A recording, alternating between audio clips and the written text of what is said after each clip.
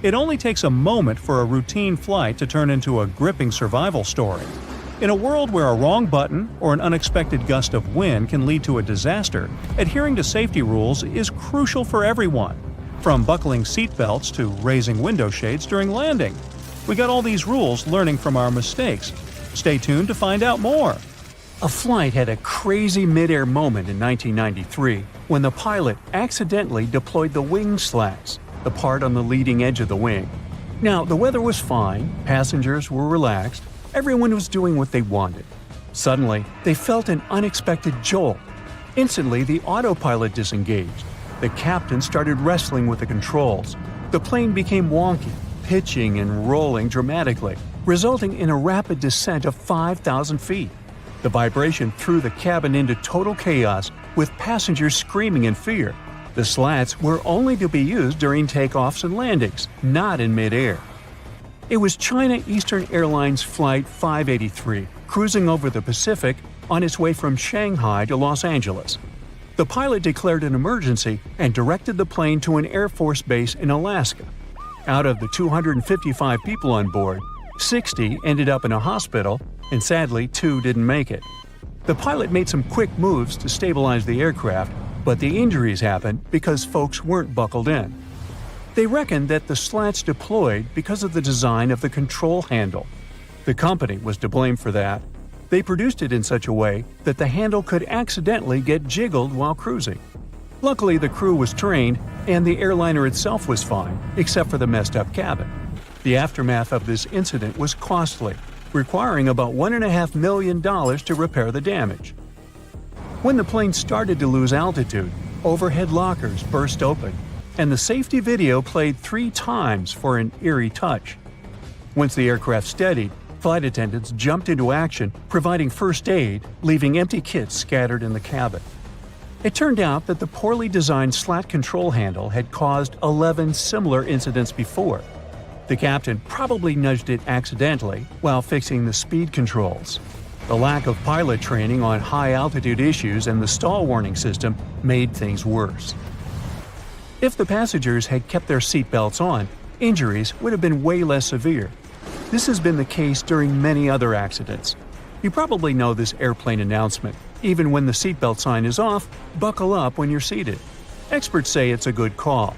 While flying is safe, keeping that seatbelt on is smart because you might hit unexpected turbulence.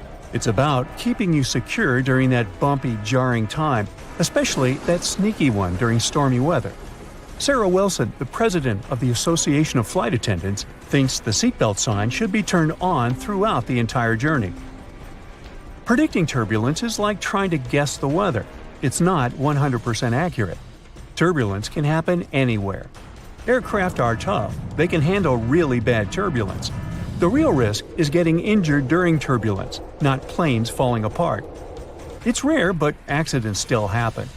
In a dramatic episode in 2016, a pilot pulled off a superhero move, saving 439 lives. He was getting ready for takeoff in Shanghai. All of a sudden, another plane showed up on the runway in front of him. Reacting with lightning-fast speed, the pilot swiftly elevated his plane, narrowly avoiding a disaster. The pilot was awarded $360,000 for his remarkable skills. He missed the other plane by less than 67 feet, about the length of a semi-trailer truck. It turned out that the air traffic controllers and the landing crew had mixed things up. 2 controllers lost their licenses, and 13 others got in trouble. They say this incident was like a throwback to the Tenerife airport collision in 1977. Back then, 2 jumbo aircraft collided on a foggy runway. They didn't get lucky that time. The incident was a total disaster. Certain accidents in aviation history prevented others. With each crash, something crucial is upgraded. In 1956, 2 planes collided over the Grand Canyon, resulting in the tragic loss of 128 lives on board. This accident kick-started a $250 million air traffic control system enhancement. The Federal Aviation Agency also appeared in 1958 to keep an eye on air safety.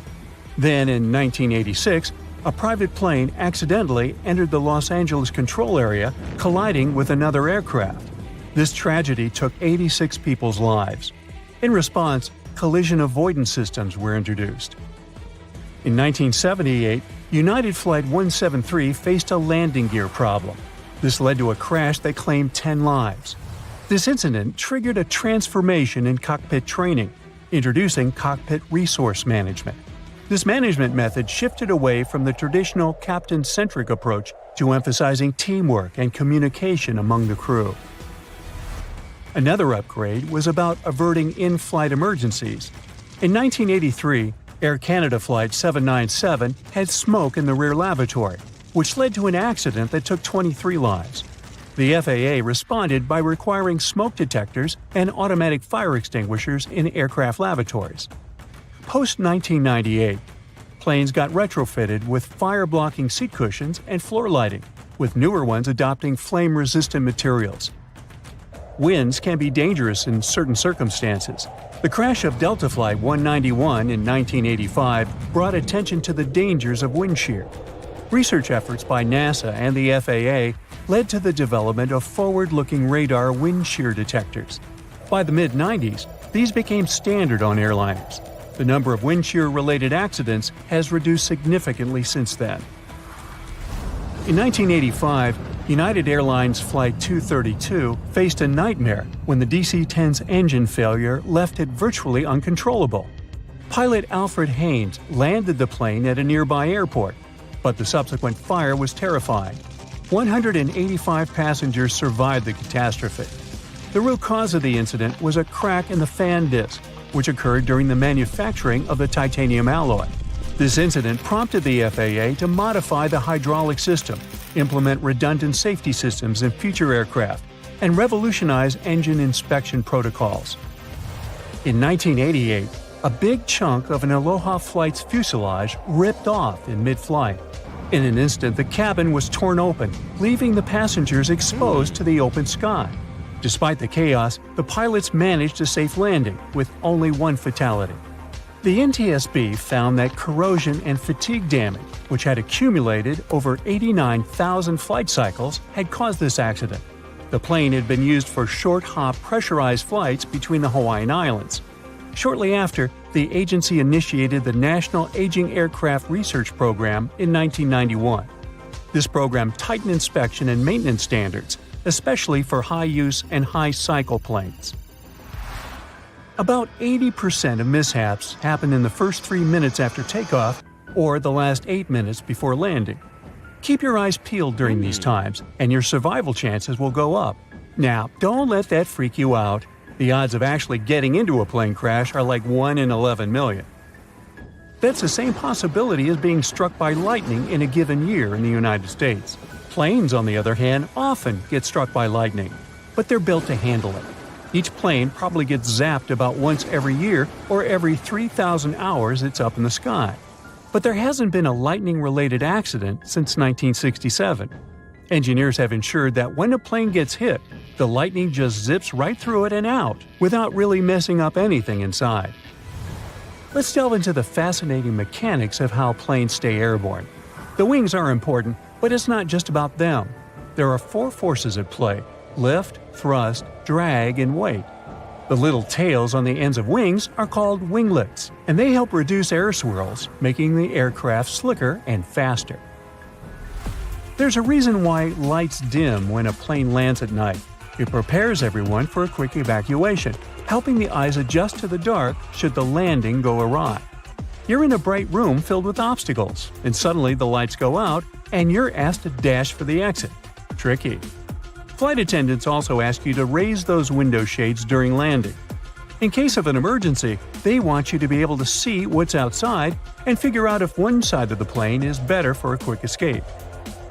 If you're wondering where the safest spot in an airliner is, it's in the back.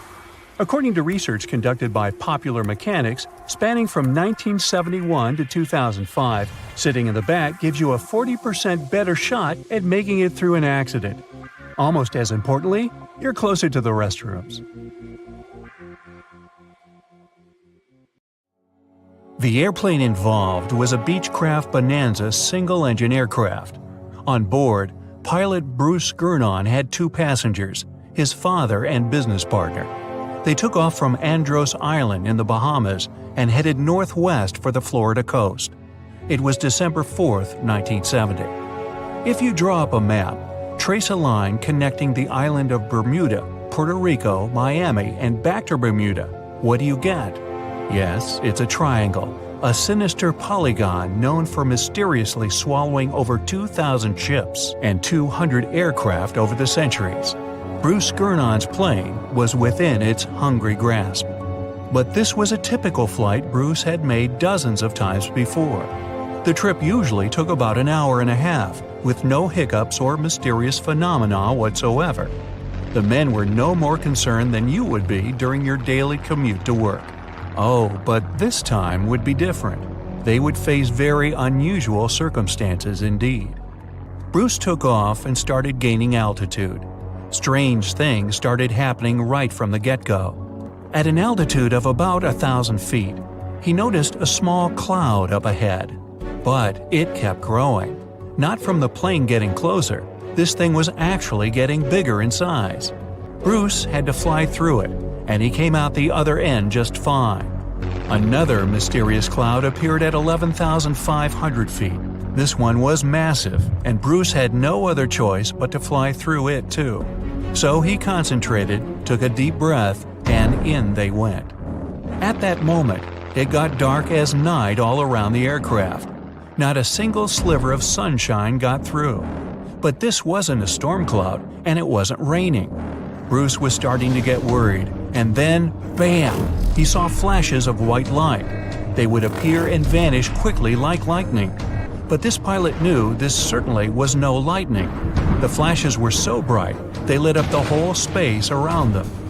Bruce kept flying for another 30 minutes when he realized this was the same cloud he had gone through earlier when he started to climb. But now the cloud was cylindrical, and the plane was flying through its center. It was about 1 mile wide and seemed endless. Bruce thought he could never get out of that trap. But a minute later, he saw light at the end of the tunnel. He kept that yoke straight ahead. He was almost out of this nightmare. But all of a sudden, unexplainable things started happening again. The walls of the cloud tunnel began to narrow. They were closing in on the plane. The navigational instruments started wigging out. The compass was spinning by itself counterclockwise. The electronic instruments were all malfunctioning. It was like the plane was being operated by something else, or it was moving inside some kind of current. All of Bruce's attempts to take control were to no avail. He kept flying through that tunnel, bound and determined to get out of this thing and live to tell the tale. The walls kept narrowing, smaller and smaller, wrapping like a vortex.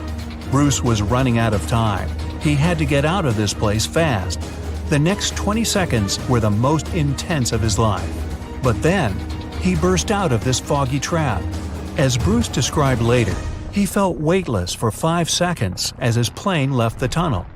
The clouds dispersed, and now the aircraft was in a grayish haze. The men let out a big sigh of relief. He immediately grabbed the radio and contacted ground control. Bruce wanted them to determine his location. But when the dispatcher looked at the green screen, his face became contorted with confusion. Bruce's plane wasn't on the radar. It was as if the thing was invisible. But then the dispatcher said the aircraft was already in Miami airspace. Bruce was utterly shocked by this information. It just couldn't be true. The distance the Beechcraft was supposed to cover was about 250 miles. Remember, the whole trip usually took around 90 minutes. But this time, it took just 47 minutes to get to the destination. This model of aircraft can only cruise at about 180 miles per hour. Do the math, and anyone would understand that this was physically impossible. The dispatcher must have made a mistake. But when the clouds parted, Bruce saw that he really was over Miami. The plane landed safely, and it was time to try and solve this mystery. So what happened on that flight? Bruce checked the remaining fuel and his watch. After a short calculation, he was only more confused. The plane hadn't gone through the amount of fuel it should have. Bruce couldn't have been wrong. He was a very experienced pilot. By his early 20s, he already had 600 hours of flight under his belt, and he was all too familiar with this airspace he'd flown countless times. All the evidence in hand seemed to indicate that Bruce's plane just skipped over almost half the entire distance. The man thought about this bizarre occurrence for a long time. He even consulted with professors and experts, but none of them could give an exact answer to what happened that day. So he came up with his own theory and even wrote a book about it. Bruce thought it all came down to this electric fog with white flashes. Others, however, theorized that dark energy was responsible for this time leap. Yes, that same dark energy responsible for the expansion of the universe. This energy could have curved time-space like a black hole, forming this strange tunnel. Bruce accidentally hit it, but he was lucky to get out of there. That's how he got into Miami airspace so fast. But dark energy is just a theory attempting to explain the unexplainable. To this day, there is no real answer for how Bruce was able to travel that distance in such a short time. But some details still can be explained. Archive records show that 84 sunspots were recorded that day, as well as a huge solar wind moving almost 440 miles per second. This would cause disturbances in the Earth's magnetosphere that could throw off the plane's instruments and radars. So Bruce's version that he was in an electronic fog could be right. And about these weird clouds. The thing is, they're pretty commonplace things in this area. Zones with low and high pressure are constantly colliding there. The result? Storm clouds. Perhaps that cloud growing before Bruce's eyes was simply two massive air currents crashing into each other. But so far, no one has been able to explain how the plane got to Miami so fast. Well, maybe in the future the truth will be revealed. In the meantime, it remains another mysterious riddle of the Bermuda Triangle. But it's still by far not the most shocking incident there. In 1945, a total of 5 planes went missing in the Bermuda Triangle all at once. On December 5th, some Navy student pilots were training in the area. The day's lesson? Navigation. Ironically enough, they couldn't find their way back to the base and got lost.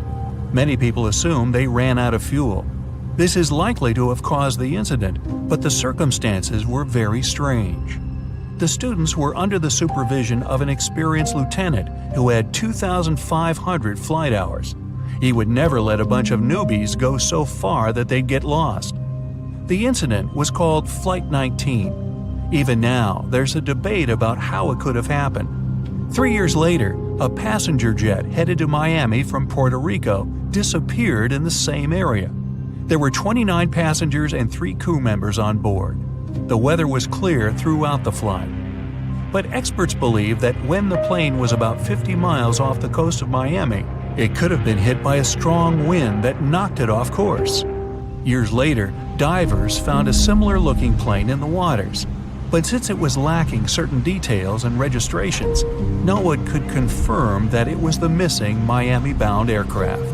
The next month, in January 1948, another plane went missing in Bermuda. 25 passengers and 6 crew members just vanished somewhere between Azores and Bermuda. The mystery of this plane's disappearance, along with countless others, remains unsolved. It was Friday, February 19, 1937.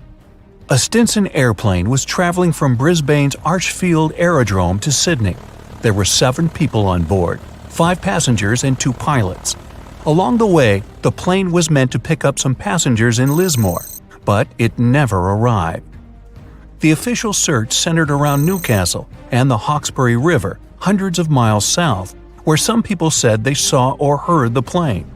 The authorities took a statement from the postmaster in Hawkesbury. He said he'd heard the plane pass overhead just after 5 in the evening on the day it disappeared. Since he knew a lot about the aircraft, the authorities were convinced by his statement. But others believed something else. People who lived in the McPherson Ranges, on the border between Queensland and New South Wales, heard the aircraft going overhead at the same time it always did. People in the area knew about the flight from Brisbane. Some of them saw the blue and red Stinson plane vanishing into the clouds. After days of searching, nothing was found. At this point, a bushman called Bernard O'Reilly decided to take matter into his own hands. He lived in that high area of the country and remembered that there had been a powerful storm on the night of the disappearance. A big cyclone going over the mountains had made it impossible for the locals to do any work. On Saturday, February 27th, O'Reilly decided to go and find the missing aircraft and find out what had happened. The day before, he had gathered all the evidence on where the plane could be. O'Reilly got his ruler out and drew a line across a map to the last known place where the plane had been heard. He saw that the line crossed 4 high points. He was sure that the aircraft had never got beyond the nearby mountain range. He packed some food, climbed onto his horse, and set out. He rode to Mount Bithingable, then set his horse home. He continued on foot through the dense rainforest. He could barely see. The vines in the forest were as thick as wire netting. There wasn't much light that day, and he struggled to get his bearings. O'Reilly searched for clues to understand where he was. He looked for patterns in tree growth and differences in the level of bloom among the plant species. He tried to spot different birds' nests, which would indicate his altitude. He spent Saturday night in the wet forest and continued his search the next day. From the top of Mount Throckmorton, through a brief opening in the clouds, O'Reilly saw some high rocks. He suspected the Stinson aircraft had crashed there. Far to the southwest, in the endless green forest, he spotted a light brown treetop. This was an unnatural color for the late summer and seemed out of place.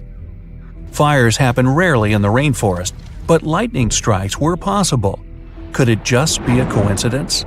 Judging by his map, the tree was 8 miles away. O'Reilly pushed through the forest to reach it. When he was 3 miles away from the spot, he heard 2 voices calling out cooeys. This is a shout-out used by the Australian bush to attract attention, find missing people, or indicate someone's location. He thought it could be other search teams, and answering would have confused them. So he kept silent and continued walking toward the location of the voices.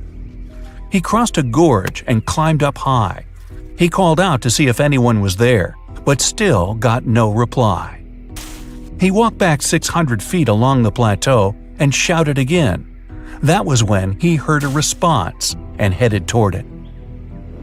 O'Reilly finally arrived and saw a big tree which had been cut down. The entire trunk of another tree was burned, and there was a mass of metal on the ground. Finally, he saw 2 men.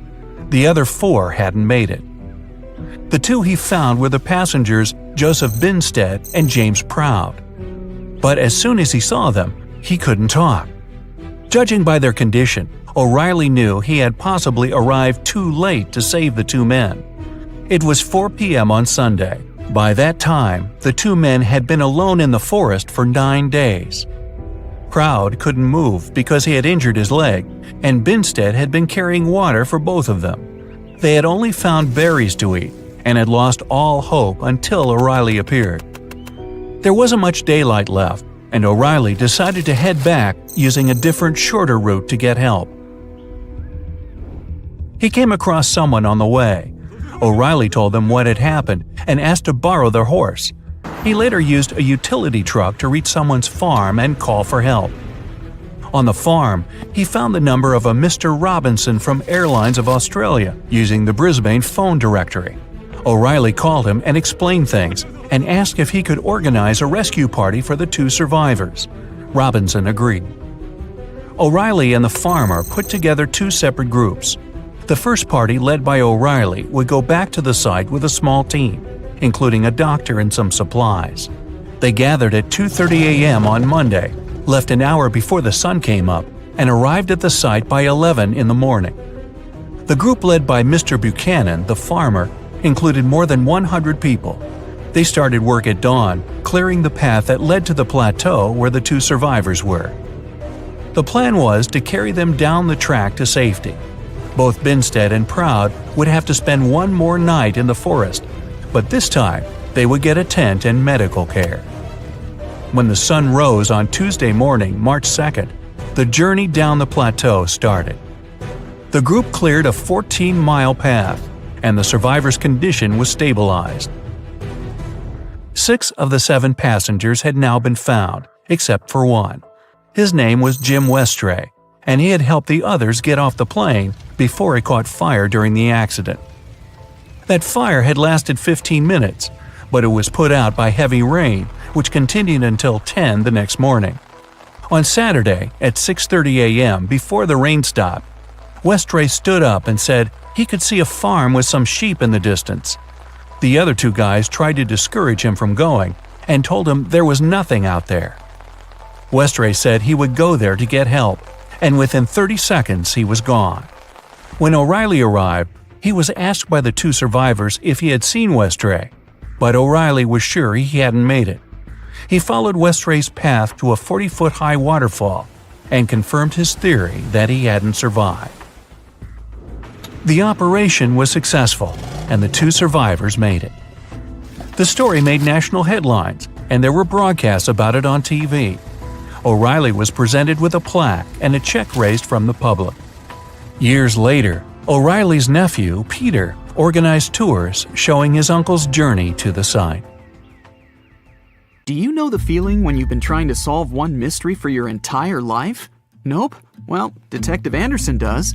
During almost 30 years of working for the police, he solved many riddles, caught hundreds of robbers, and helped save thousands of lives. There's a huge number of successfully solved cases on his record. At the age of 25, he caught a thief who changed his own face with plastic surgery once a year.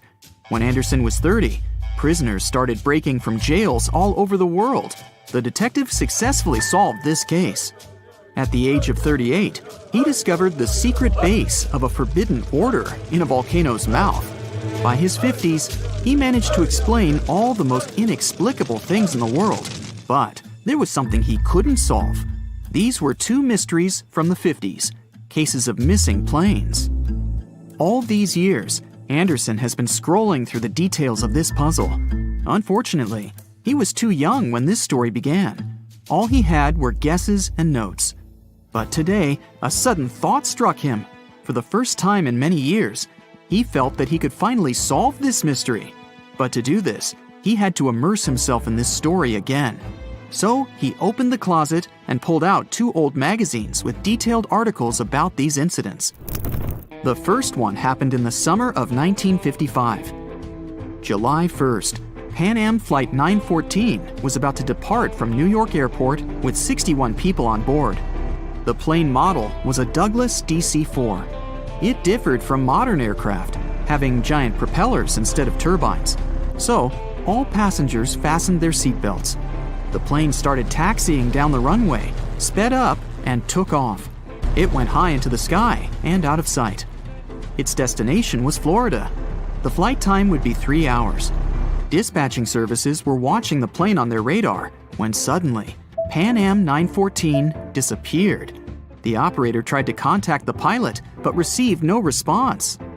New York reported this to Florida. They said they couldn't see the plane either. Usually, pilots notify via radio if a plane crashes or gets into a storm. But this time, just nothing.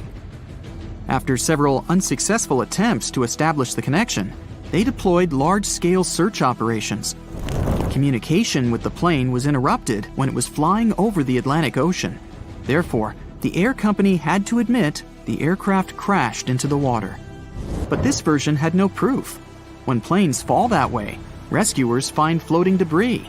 Some parts of the cabin or luggage always get to the surface. This time, rescuers found nothing. The plane didn't transmit any distress signals and didn't leave any traces of the crash. It seemed like it just disappeared into thin air.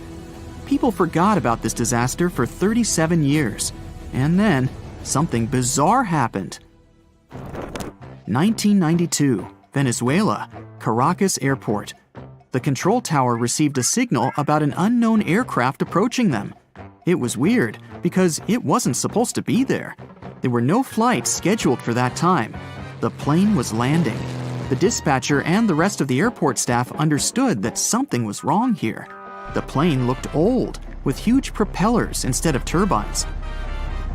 After landing, the pilot contacted the airport. Where are we? The dispatcher asked him to identify himself. A few seconds later, he received an answer. We are Pan Am Flight 914, departed from New York to Florida, with a crew of 4 people and 57 passengers on board. The dispatcher didn't know what to do next. He and the airport staff understood what kind of plane they were looking at. What was this plane doing 37 years later, and almost 1,240 miles away from its destination?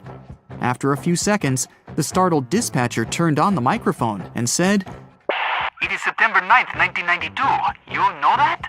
A long pause followed. Then, the pilot responded in a panic. Oh no. Jimmy, where are we? No! Stay away! Let's go now! The airport staff saw the pilot waving his hands in horror through the glass. Then, he started the engines and took the plane to the runway. Pan Am 914 increased its speed and took off. The dispatcher tried to stop him, but the pilot didn't respond. The plane disappeared into the sky, and no one else had heard of it since that day. Detective Anderson finished reading the article. He frowned and looked out the window. Raindrops were hitting the glass. The storm outside perfectly depicted what was happening in his mind at that moment. He seemed to know what had happened to that plane. All the clues were there, lying right in front of his eyes. But to know for sure, Anderson had to move on to the next case. It was another article, dated 1989. It happened in 1954. Santiago Airlines Flight 513 took off from West Germany Airport. The plane was due to land in Brazil in 18 hours. There were 88 passengers and 4 crew members on board. The plane hid behind the clouds and disappeared from all radar. Air traffic controllers were trying to contact the pilots, but didn't receive a response. 18 hours later, they called the airport in Brazil. Those dispatchers couldn't confirm this plane's landing and couldn't contact the pilots either. The search operation lasted for several months, but they found nothing. Just like in the Pan Am 914 case, the plane disappeared from radar while flying over the Atlantic Ocean. 2 years later, the search operation ended, and Santiago Airlines ceased its activities. October 12, 1989. Airport controllers in Brazil noticed a passenger plane that suddenly appeared on their radar. It didn't answer the airport staff's questions and just circled over the airbase. After a few minutes, the plane landed and nothing. No one opened the ramp. Passengers didn't get out. Pilots didn't respond. The aircraft was in perfect condition. One of the dispatchers realized that this was the missing Santiago Airlines Flight 513 that had been considered lost for 35 years. Airport staff approached the plane and opened the doors. What they saw there terrified them. The police, customs staff, doctors, detectives, and other airport staff members gathered around the plane. No one knew what to do next. There was no living person on board who could tell the truth. The plane disappeared in 1954 and appeared 35 years later in perfect condition without any damage. So far, no one has figured out what happened. Detective Anderson noticed the stories were very similar. Pan Am 914 disappeared in 1955. Santiago Airlines 513 vanished in 1954. The difference was almost a year. Anderson scratched his head and noticed another little detail. Both planes went missing from the radar the moment they were flying over the Atlantic Ocean. There are many myths about phantom ships and mysterious phenomena connected with the Bermuda Triangle. Detective Anderson knew these tales, but these 2 missing planes puzzled him. He looked at 2 articles and understood everything. Exactly! The solution was there, right in front of his eyes. Both stories were written in the same newspaper. There was no real dispatcher who communicated with the planes. Nothing was known about the passengers. No newspapers except this one published news about these missing aircraft. It seemed they just took the same story and changed the dates, locations, and names of flights. Yes, the case was solved. It was all fake. The rain stopped. Detective Anderson looked out the window and heard the sound of a passing train. He remembered another weird and fake story. A story about a phantom train. It took place in Italy in 1911. 100 passengers boarded the train of the Zanetti Railway Company. It went through the picturesque mountainous area, got into a mountain tunnel, and disappeared. No one else had seen the train since then. All the passengers were lost, but not for long. They appeared in the past. There were records dated 1845. One unknown doctor from Mexico City wrote about 100 Italians who appeared in the city from nowhere. They were all dressed strangely and talked about one mysterious train. This was a completely made-up story. There was no proof or records about this train and the people who got into the past. A loud sound interrupted his thoughts. Detective Anderson picked up the phone. He was silently listening to the person on the other end of the line. A minute later, he answered, "Yes." The detective put the phone down. It was a new mystery for him. In the Sahara Desert, the locals noticed a huge ship lost in the South Pacific 27 years ago. There was no crew on board, no cargo, and no flags. No one knew how it appeared among the sand, but wet mud formed around it because of moisture. It seemed like the ship had just teleported there from the water. Perfect! No fakes this time. Detective Anderson put on his hat and left the office. But this story is for another video. You unbuckle your seatbelt and stand up, stretching your legs after a long flight. You head towards the restroom and think about freshening up. Suddenly, you're in the air. Luggage flies around you. It feels like the world is ending. You're 30,000 feet above the ground, and you're heading for a crash landing.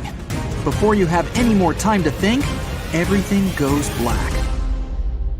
In early 2001, a massive Boeing 747 carrying over 400 people took off from Tokyo Haneda International Airport. The flight progressed like normal until it reached 39,000 feet and coasting speed. Food was being served, and passengers were up and about like they would be on any other journey. Slightly earlier in the day, a Japanese airline flight between Busan, South Korea, and Tokyo, Japan, had begun in a similar fashion. This one was smaller, with about 250 people on board. It had also started coasting at around 37,000 feet. Both of these planes were on a similar flight path, only 2,000 feet apart, and due to meet over the Japanese island of Honshu. They were both close to this intersection when the pilot of the Boeing 747 noticed his anti-collision indicator going off. This was when he first knew something was wrong. One of the critical aspects of modern air travel is the coordination of air traffic control. Every flight is monitored, and pilots are advised if anything goes wrong. The entire point of air traffic control is to organize flights so well that collisions are impossible. Every modern plane is built with collision monitors, but they are never supposed to be used because of this. While the anti-collision indicators buzzed, 26-year-old trainee Hideki Hachitani was sitting behind the radars at the control tower, monitoring both flights. The stress of having to oversee more than 10 planes was overwhelming him. This isn't surprising, given that he wasn't even certified to operate by himself without supervision. When he noticed the potential collision, he rushed to prevent a disaster. He quickly contacted the flight from Busan that was cruising at 37,000 feet and told them to dip lower, trying to create a bigger gap between the planes. In his rush, though, Hachitani had made a terrible mistake. He had contacted the wrong plane. Instead of telling the Boeing 747 to reduce its altitude, the pilot of the other plane followed Hachitani's instructions and lowered from 39,000 feet to 37,000 feet, the exact same height as the 747. Both planes sped toward each other at 500 miles per hour on a collision course. Hachitani was beginning to panic now. When he noticed that the flight from Busan hadn't descended, he quickly instructed it to turn right. The pilot had, of course, failed to follow the instructions given because they'd been sent to the wrong plane. For an unknown reason, the instruction to turn right failed to reach anyone at all this time. The communications from air traffic control were failing, and the pilots didn't have any idea of how much danger they were in. When seeing Hachitani panicking behind the control panel, his supervisor rushed to the scene and took control of the situation. She contacted the flight from Busan and now told it to climb up. Amazingly, when she did this, she gave the order to a flight that wasn't even operating that day. Both of the flights ignored her because they didn't know that the message was intended for them. The Boeing pilot was at least aware that there was another plane close by, but his faith in air traffic control would have comforted him. Surely, if anything was badly wrong, someone would send him more instructions? At this point, the crash was beginning to look inevitable. For the passengers on the flights, though, everything would have seemed to be normal. They might have been eating some snacks, stretching their legs, or maybe waiting in line for the toilet, completely unaware that they were on course to fly straight into another plane. Luckily for all of the 600-plus people involved, the pilot was well-trained and confident in a situation that would cause most people to freeze up. Through his windscreen, he saw something that no pilot should ever see: another plane heading directly for him. With cat-like reflexes and remarkable composure, the Boeing pilot gripped the throttle and steered the plane down as low as he could for the seconds he had before the collision. The Boeing flew straight underneath the other flight. Imagine being a pilot and seeing the ground in front of you instead of the sky. They both made it out intact. This man had saved the lives of more than 600 people. That isn't to say that everyone got out without a scratch. The passengers were completely unaware of the entire incident, so barely any were buckled in. They were powerless as the change in direction threw them against the inside of the plane. Out of nowhere, with the plane's sudden movement, many hit the roof with the force of a car crash. Every unsecured object and person were thrown through the air. Some might have even felt like the plane had just hit the ground. Miraculously, only 7 passengers and 2 crew members were seriously injured, and the rest only received minor injuries. The pilot circled back to Tokyo to allow all of the injuries to be treated. Thanks to the quick response of medical teams and unbelievable decision-making and skill shown by the pilot, everyone on the flight survived. Every time you travel on a plane, you're signing up to shoot through the sky at speeds of up to 500 miles per hour in a fragile metal shell. You're surrounded by enormous, dangerous motors, 6 or 7 miles above the ground. Surely there's no way you'd survive if the plane itself started to fail. The Hudson Bay landing shows that skilled pilots can overcome seemingly insurmountable odds. On January 15, 2009, Flight 1549 was set to fly from New York to North Carolina. The pilot, Chesley Sullenberger, was a former jet pilot who converted to commercial flights in the 1980s. The sky was clear and the conditions were favorable. It was a typical flight for all of the 155 passengers on board, until the worst happened just a minute and a half in. As the plane climbed to 3,000 feet, they hit a flock of Canada geese. They hit the entire plane, but most importantly, some geese got caught in both engines.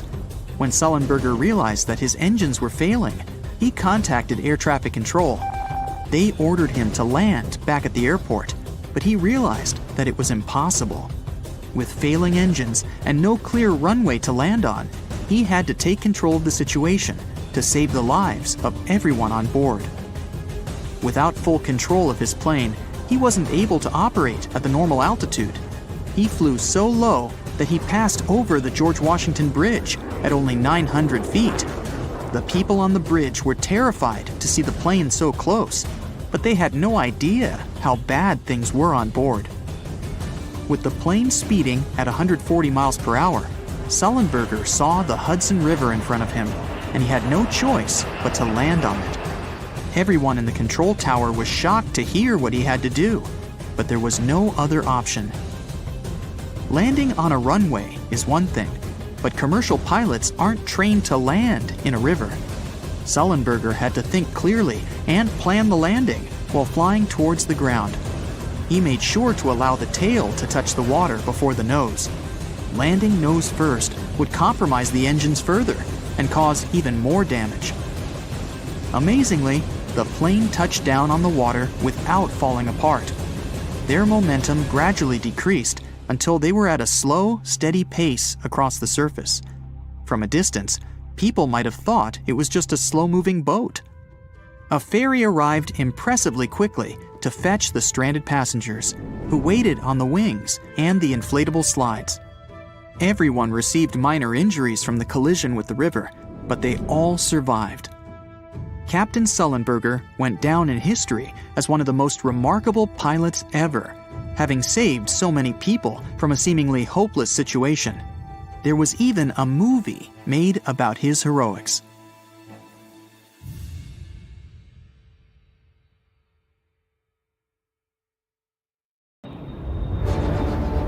The plane had been in the air for a mere 25 seconds when the pilots noticed weird noises and bizarre vibrations. They tried several ways to improve the situation, but nothing worked. The engine surges continued, and just over a minute into the flight, when the plane reached 3,000 feet, both engines failed. First the right one, 2 seconds later the left one. The pilots decided to return to the airport they had just left. At the same time, they tried to restart the engines. Nothing seemed to work. The flight crew made a decision to pitch the plane down and then level it off. Perhaps it could help them gain some speed for the glide. But soon, they realized they wouldn't make it to the airport. Was the plane going to crash? That's when the miracle at Gura occurred. The morning before the flight started as usual. Regular pre-flight procedures, good weather. The members of the flight crew were experienced pilots. A 44-year-old Danish captain with over 8,000 flight hours under his belt, and a 34-year-old first officer from Sweden with 3,000 hours. So, what could go wrong? The plane itself was almost brand new. It was a McDonnell Douglas MD-81 nicknamed Dana Viking. It made its first flight on March 16, 1991. By that fateful day, the aircraft had been in service for a mere 9 months. There were 122 passengers and 7 crew members on board. Flight 751 Scandinavian Airlines was a scheduled flight from Stockholm, Sweden to Warsaw, Poland. On the way, the plane was supposed to make a stop in Copenhagen, Denmark. The aircraft took off from Stockholm according to its schedule at 8:47 a.m. local time. But by that point, the people inside had already been doomed, all because of a terrible sequence of events before the departure. It started the night before. The plane arrived at Stockholm Airport after a flight from Zurich. It was 10:09 p.m. The aircraft spent the night at the gate outside. It was cold. The temperature dropped to 34 degrees Fahrenheit, just above freezing. What made the situation even worse was that almost 6,000 pounds of freezing cold fuel, chilled during the night, still remained in the tanks located in the wings. The fuel was so cold because the plane had been flying at the cruising altitude, where the air temperature outside the cabin varied from -61 to -80 degrees. The flight from Zurich lasted around 1 hour and 40 minutes. Soon after midnight, a flight technician came to check on the aircraft. The man had to remove some slush from the landing gear, otherwise he wouldn't be able to examine it. At around 2 a.m., when he was leaving, he noticed some ice covering the upper part of the wings. By the morning, the situation had become even dire. A layer of clear, almost invisible ice had formed on the tops of the wings. The plane had to leave the gate at around 8:30 a.m. An hour before the departure, the mechanic responsible for the plane noticed that some ice covered the underside of the wings. He decided to make sure there was no ice on the tops of the wings. He climbed a ladder and put one knee on the wing. Then he bent forward to touch the front part of the wing. There was no ice, just some slush. The mechanic decided to make sure everything was fine with the air inlet of one of the engines. He didn't find anything abnormal. Soon after that, the personnel used more than 220 gallons of de-icing fuel to remove ice from the plane. The mechanic consulted with the captain of the aircraft and ordered the staff to de-ice the underside of the wings as well. After all, he had seen some ice there. But no one thought to double-check if there was clear ice on the tops of the wings. After they had finished the procedure, the mechanic reported to the captain, "We're done here. De-icing finished. There was a lot of snow and ice, but everything's clear now." The captain thanked the mechanic and carried on with the pre-flight procedures. The plane taxied to the runway. Its engine's anti-ice systems were switched on and didn't show any malfunction. But several passengers later claimed they had seen ice sliding off the upper side of the wings while the plane had been taking off. And still, the plane left the ground and headed for Stockholm as usual. But shortly after the takeoff, several pieces of the overlooked ice broke off. At full speed, they slammed into the fans of the engines near the tail on both sides of the plane, ruining the blades. It led to a series of surges, and the rest is history. Meanwhile, somewhere in the cabin, Scandinavian Airlines flight captain Per Holmberg, who was on board as a passenger, noticed something was amiss. At first, he informed the flight attendant sitting in the rear jump seat that the right engine was surging. She tried to contact the flight crew, unsuccessfully. Then, the ununiformed captain rushed to the cockpit and asked if he could help the pilots. The first officer gave him the emergency checklist, and the captain asked him to start the auxiliary power unit, a small gas turbine in the tail of the plane. Holmberg's advice and help were invaluable, but was it enough to save the plane and the people inside? When the plane emerged from the cloud cover at an altitude of 890 feet, the pilots realized they wouldn't have enough time to make it back to the airport. An immediate emergency landing was unavoidable. The assisting captain passed the order to the cabin crew, and they started preparing the passengers. There was a large field to the north of the plane, but the captain realized they didn't have enough time to reach it. So he chose a much smaller field in a forested area in the direction of flight. It was not far from the village of Gura in Uppland, Sweden. The plane was just 1,300 feet above the ground when the assisting captain started extending the flaps. At a height of 183 feet, the captain reported to Stockholm Control, "We're crashing to the ground." 7 seconds later, the plane hit several trees and lost a huge chunk of its right wing. By that time, the landing gear had already been extended and the speed had decreased to 139 miles per hour. Moments later, the plane's tail struck the ground and broke off. The aircraft kept sliding across the field, still at high speed. It traveled 360 feet, with its main landing gear leaving marks on the field. At one point, the plane lost the main and nose landing gear. Its fuselage broke into 3 parts. Miraculously, there was no fire. If you look at the pictures from the crash site, the plane torn into pieces, with its parts scattered across the field, it's hard to believe that all 129 people on board the plane survived. It seems like a miracle, but it was also thanks to the flight attendants' quick reaction and the correct instructions they gave the passengers. They didn't panic and told the people to adopt the brace position just in time to avoid fatalities. Even more surprising, almost all passengers, except for 4 people, made their way out of the plane on their own. No wonder this accident was nicknamed the Miracle. The aircraft, though, wasn't as lucky. The 9-month-old plane was damaged so badly that it was an immediate write-off. Everyone praised the actions of the flight crew. The landing was incredibly skilled, especially in such a fast-developing, very dangerous situation. The captain himself admitted that few pilots were ever forced to put to the test the skills they got during training, at least not to this degree. He said he was proud of his crew and relieved that everyone had survived. And he never returned to piloting commercial planes.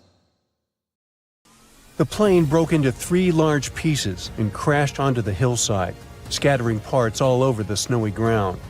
The wings ripped off, and the main body of the aircraft split into 2 parts. Flames crackled from what was left of the airplane. 7 out of 9 crew members survived the crash. They were all part of the 1946 U.S. mission to map the Antarctic continent. There were 13 ships, 23 aircraft, and 4,700 people to do the job. They only had 2 months of summer down there before the weather got too bad. USS Pine Island took 3 seaplanes on their mission. One of the planes, called George 1, had a crew of 9 people. They went on their first 10-hour mission. Later, when it was time for the second flight, the weather got worse, with stormy seas and low visibility. But they decided to take the chance and fly anyway. It was supposed to be an epic adventure, and even the captain of Pine Island joined the expedition. The pilot, Ralph Frenchy LeBlanc, was very experienced and not worried about the weather. The plane was tied to some small boats, but the waves were so strong that the lines holding it were damaging the plane's metal body. Crew members had to attach 4 special rocket boosters, called jet-assisted takeoff bottles, to help the plane lift off. It managed to do so after a run of about 5 miles, but got straight into a blinding snowstorm. James Robbie Robbins was just 19 years old back then, but already had 1,500 hours of experience as a radar operator in that type of seaplane. He once successfully flew 9 hours through thick fog and clouds in Greenland, so he trusted his abilities. The radar showed a mountain range 20 miles ahead and icebergs spread out, and it was all correct. They had to stay low to take photos for mapping, and it was impossible in bad weather. So the pilot decided to turn the plane around to head back to the ship. Suddenly, the plane hit something. At the time, they didn't know what it was, but later they realized it was a snow-covered ridge that was hidden and couldn't be seen on radar. The loud bang shocked everyone on board. The pilot and co-pilot quickly pushed the plane's controls to try to lift it back into the sky. But just a few seconds later, the fuel tank in the front of the plane blew up. Collapsing with a ridge likely cracked one of the fuel tanks, so the gas started to leak. The fumes from the gas might have been set on fire by an electrical spark or the plane's hot engines. The blast was so strong that it broke the plane into 3 parts. The pilot was hurt and stuck upside down in the burning front part of the aircraft. Some of the other men were also badly injured. Some crawled out of the wreckage, and others had been thrown out into the snow during the crash.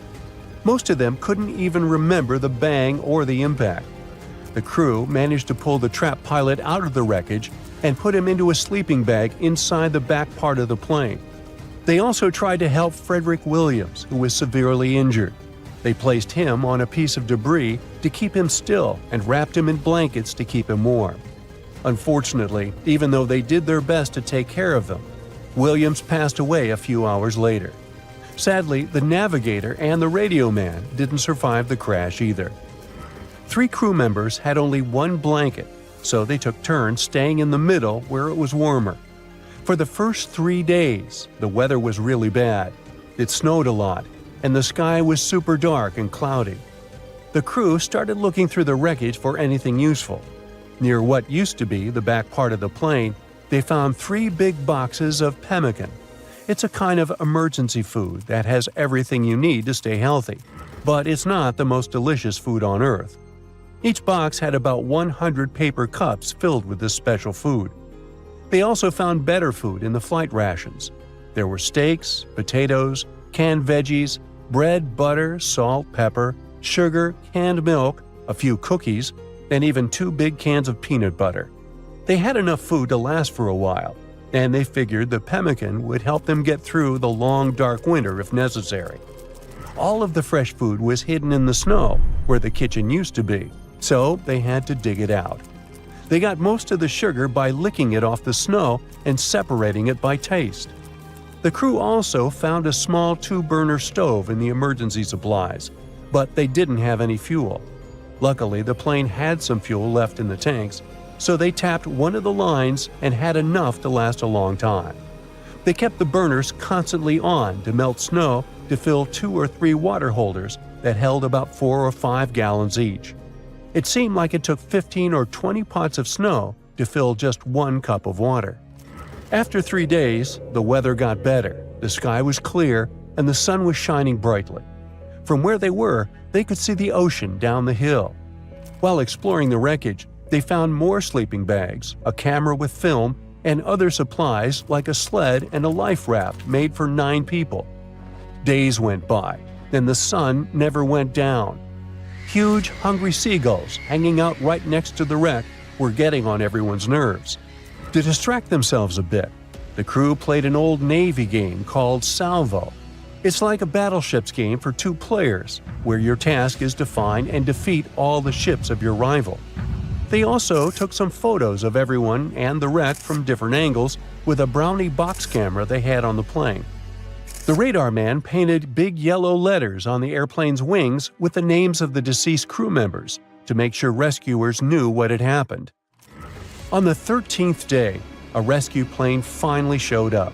Everyone shouted, waved, and did everything to get the pilot's attention, but the plane didn't stop and kept flying. 2 hours later, it came back, and Robbins, in a hurry, threw fuel onto a pile of flammable stuff to set it on fire. The bang was so big, it burned his eyebrows, but it worked. The plane turned and flew toward them, wiggling its wings as a sign it saw them. The pilot dropped a note attached to a weight. It said, "If you can walk to the lake, make a circle. If not, form a straight line." The lake was 10 miles away, but they knew they had no choice but to get there, and so they made a circle, signaling that they were ready for rescue. Then they got to work. They stacked sleeping bags on the sled and placed their injured pilot on top. Robbins took a compass from the crashed plane and attached it to the sled's handlebars to help guide them. 3 men pulled the sled while another walked behind, making sure they stayed on track. The snow was so deep that they often sank up to their waists. The journey only got easier when they reached solid ground. So it took them 24 hours to walk the 10 miles to the shore. As they got close, a thick fog rolled in, so they couldn't see the rescue plane. But the pilot started the engines and the crew followed the sound. Soon, 2 rescuers arrived in a raft and helped them paddle out to the waiting plane. They climbed aboard and flew back to their ship, the Pine Island. All the survivors were taken to the USS Philippine Sea and later returned home. For 6 of the 9 men who crashed on Thurston Island, life continued.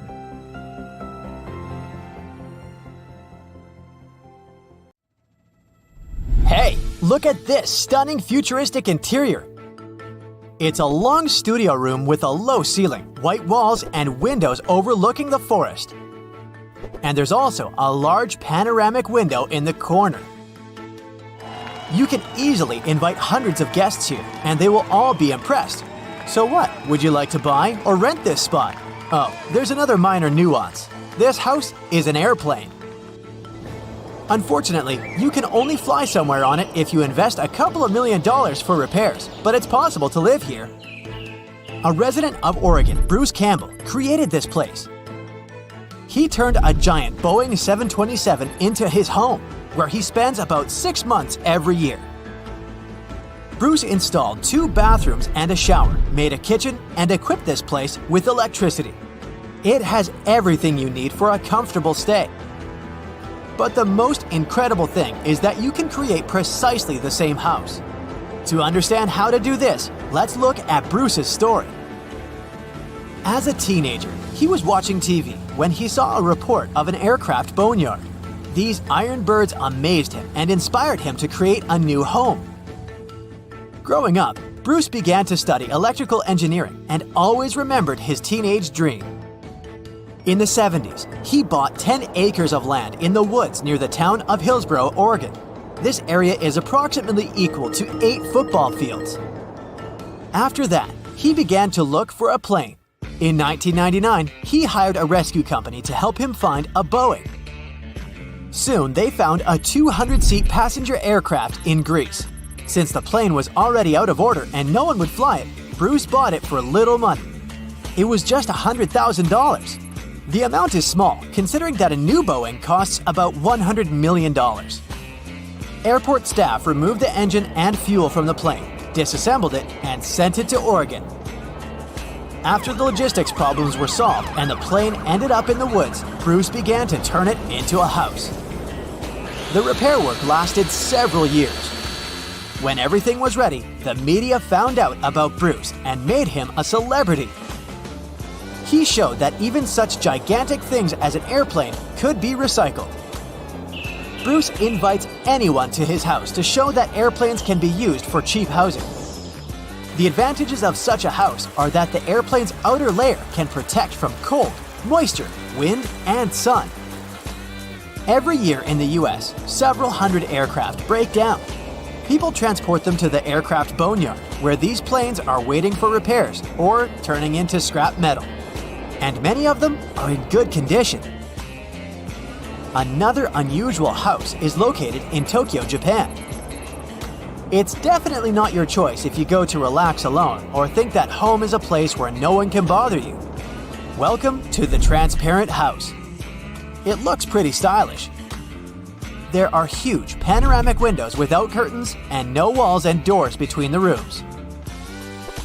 There are a bunch of large shelves and ladders inside. You can climb, jump, and hang here. The height of the house is 3 floors.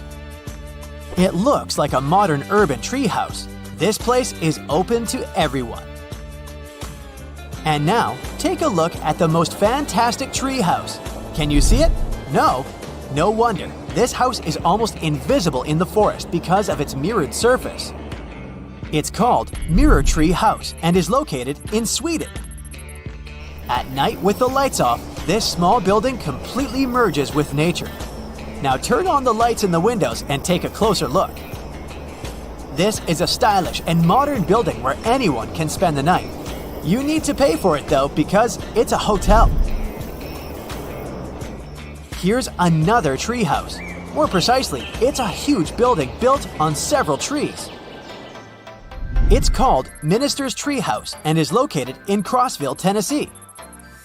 It's considered to be the biggest treehouse in the world. It's built from recycled wood. It occupies almost 5 floors in height and has several rooms. If elves lived in the forest, then this house would be their bank or the administration of the woods. Let's get down from the trees to the ground, more precisely, under the ground. It's not even a house, but a small town. And every building here is pretty unusual. You won't see this town from the outside. All houses, cafes, post offices, and other buildings are located in the pits from which pipes protrude, releasing steam. Welcome to Coober Pedy, Australia. Enter any house and see that there is ground instead of the usual walls and wallpaper. Such unusual architecture is because this place is the world's largest reserve of opal. Most of these minerals, which are sold all over the world, are mined in this city. Opal was first found in these lands in 1915. Since then, people have been coming here to search for precious stones. There are no mining companies here because it's impossible to determine large deposits of opal with the help of technology. Therefore, people mine it manually with picks and shovels. This work is quite long and difficult. So, the town residents rent a place where they dig and build a house. Spread your arms in different directions. That's the width of our next house. The distance from one wall to the other is less than the length of your body. It looks tiny, but people are happy to live here. Welcome to the Current House. The narrowest house in the world is located in Poland. On the streets of Warsaw, you will easily notice it. It's like it's stuck between 2 buildings. Everything is pretty cute and stylish inside. The white interior adds a feeling of extra space. The Current House serves as a transit point for travel writers. If you're working on a book, this place will be a great source of inspiration for you. This house looks like something from another planet. It's called Robert Bruno's Steel House. It stands on 4 legs, has a strangely shaped window, and is made of metal. This strange house is located in Ransom Canyon, Texas. This is the creation of the sculptor Robert Bruno. He built it from the 70s until 2008. He used about 150 tons of blackened steel and made every detail by hand. Unfortunately, the sculptor passed away before he could complete his masterpiece. There's a toilet house in South Korea, close to Seoul. This big building looks like a giant toilet bowl. It's made of steel, white concrete, and glass. The purpose of this house is to promote the hygiene and sanitation of toilets. Many diseases are spread because of poor cleaning. Inside the toilet, you will find 2 guest rooms, 2 bedrooms, and 3 bathrooms.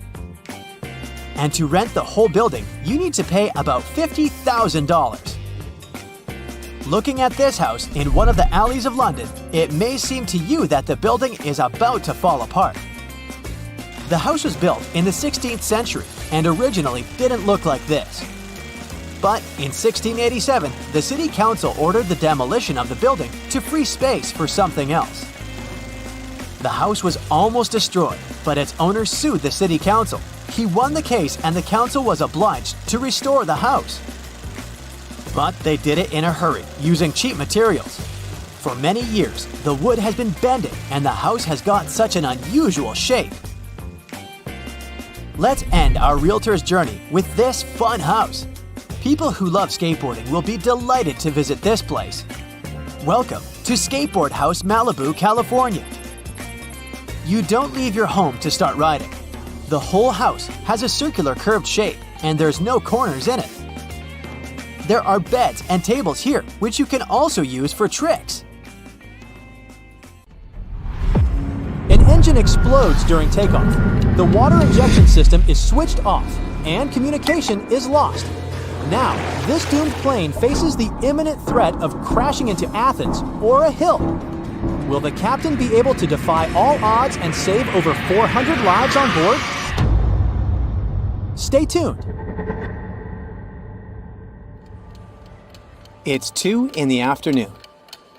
A Boeing 747 starts rolling down the runway, picking up speed. Just as Captain Sifis Migadis lifts the nose of the aircraft, he's surprised by a loud bang.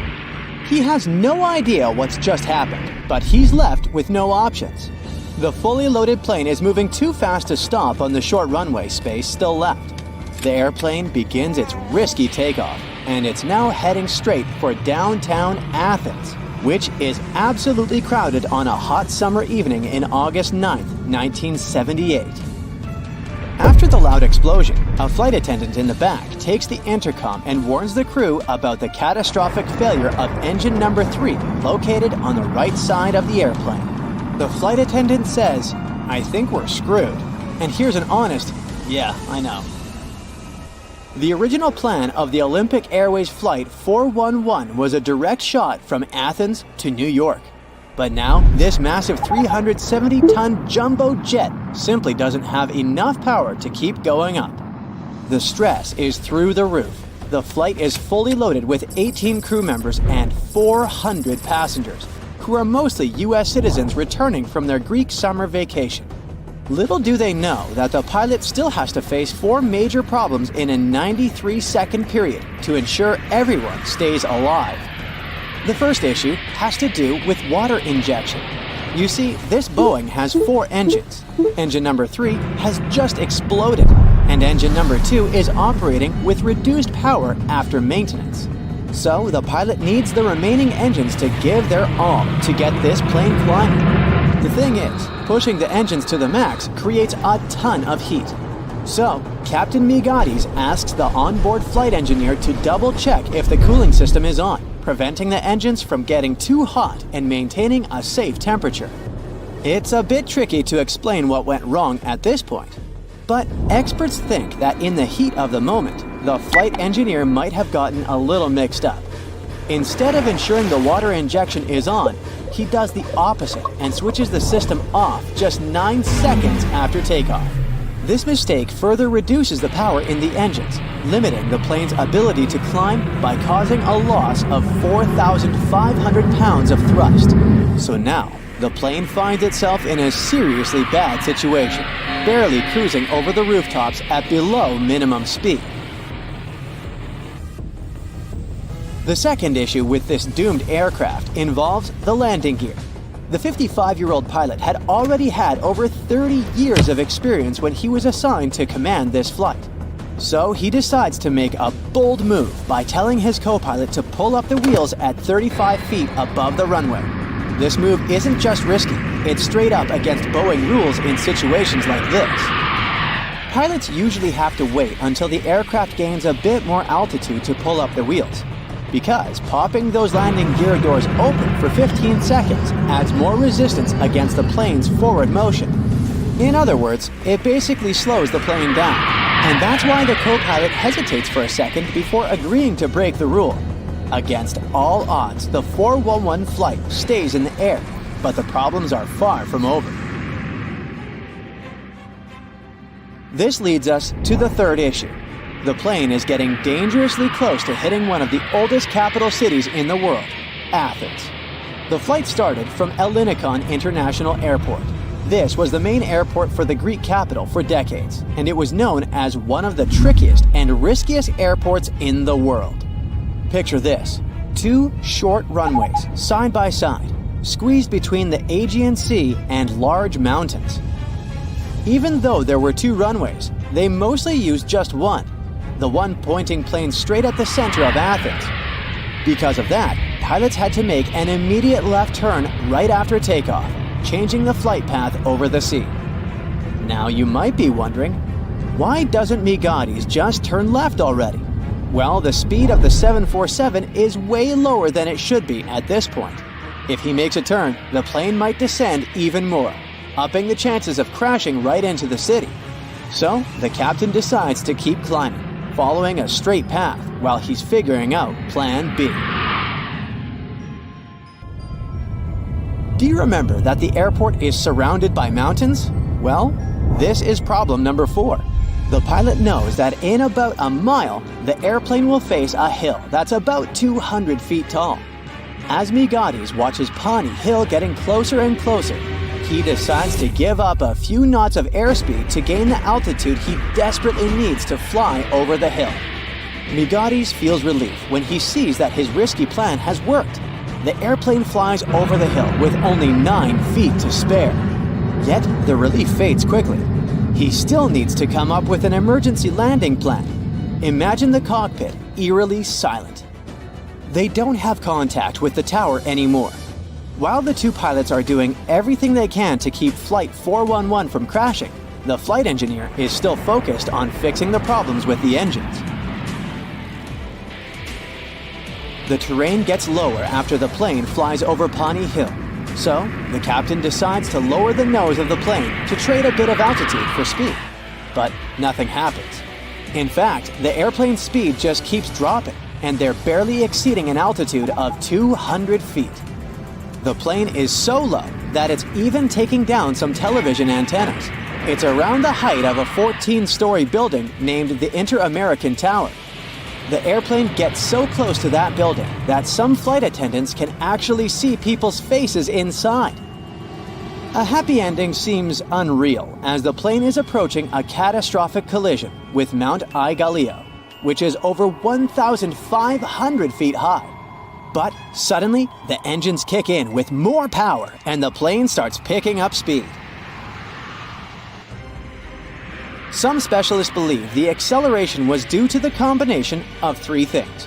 The wind shifted, the temperature outside dropped, and the water injection system kicked back in. And the good news is that with more power in the engines, the pilot successfully gains altitude. By 2:05, Migadi's managed to turn left, avoiding a collision with Mount Aigaleo. The plane is heading towards the ocean. It keeps flying for over 30 minutes to dump fuel. The idea is to make the aircraft lighter before landing, as it's loaded with 160 tons of fuel needed for the transatlantic flight. After that, the captain brings the aircraft back to the same runway from which they took off, and they land safely at Ellinikon Airport. Everyone on board is safe, not a scratch on them, all thanks to this pilot who bravely broke the rules to save his crew and passengers. Now, picture the wild applause on the ground, and Migadi's daughters eagerly waiting for their father as he exits the plane. And it's no small feat, this pilot did the unthinkable. To put it in perspective, every Boeing simulation of this same flight ended in a crash. Migadi's impressive achievement led Olympic Airways to modify some of its procedures, and Boeing began to include a review of this case in its training curriculum. Now, you might be thinking that Migadi's was traumatized after this accident and never wanted to board an aircraft again. But nope. Remember, We're talking about a real hero. At 6 p.m. on that same day, Migaudis took his seat in the cockpit of a replacement Boeing 747 and flew 400 passengers over the Atlantic to New York. As for the aircraft, it stuck around with Olympic Airways for a couple of years until it joined Trans World Airlines in 1985. This 747 Boeing's career ended in 1997 after 24 years of service.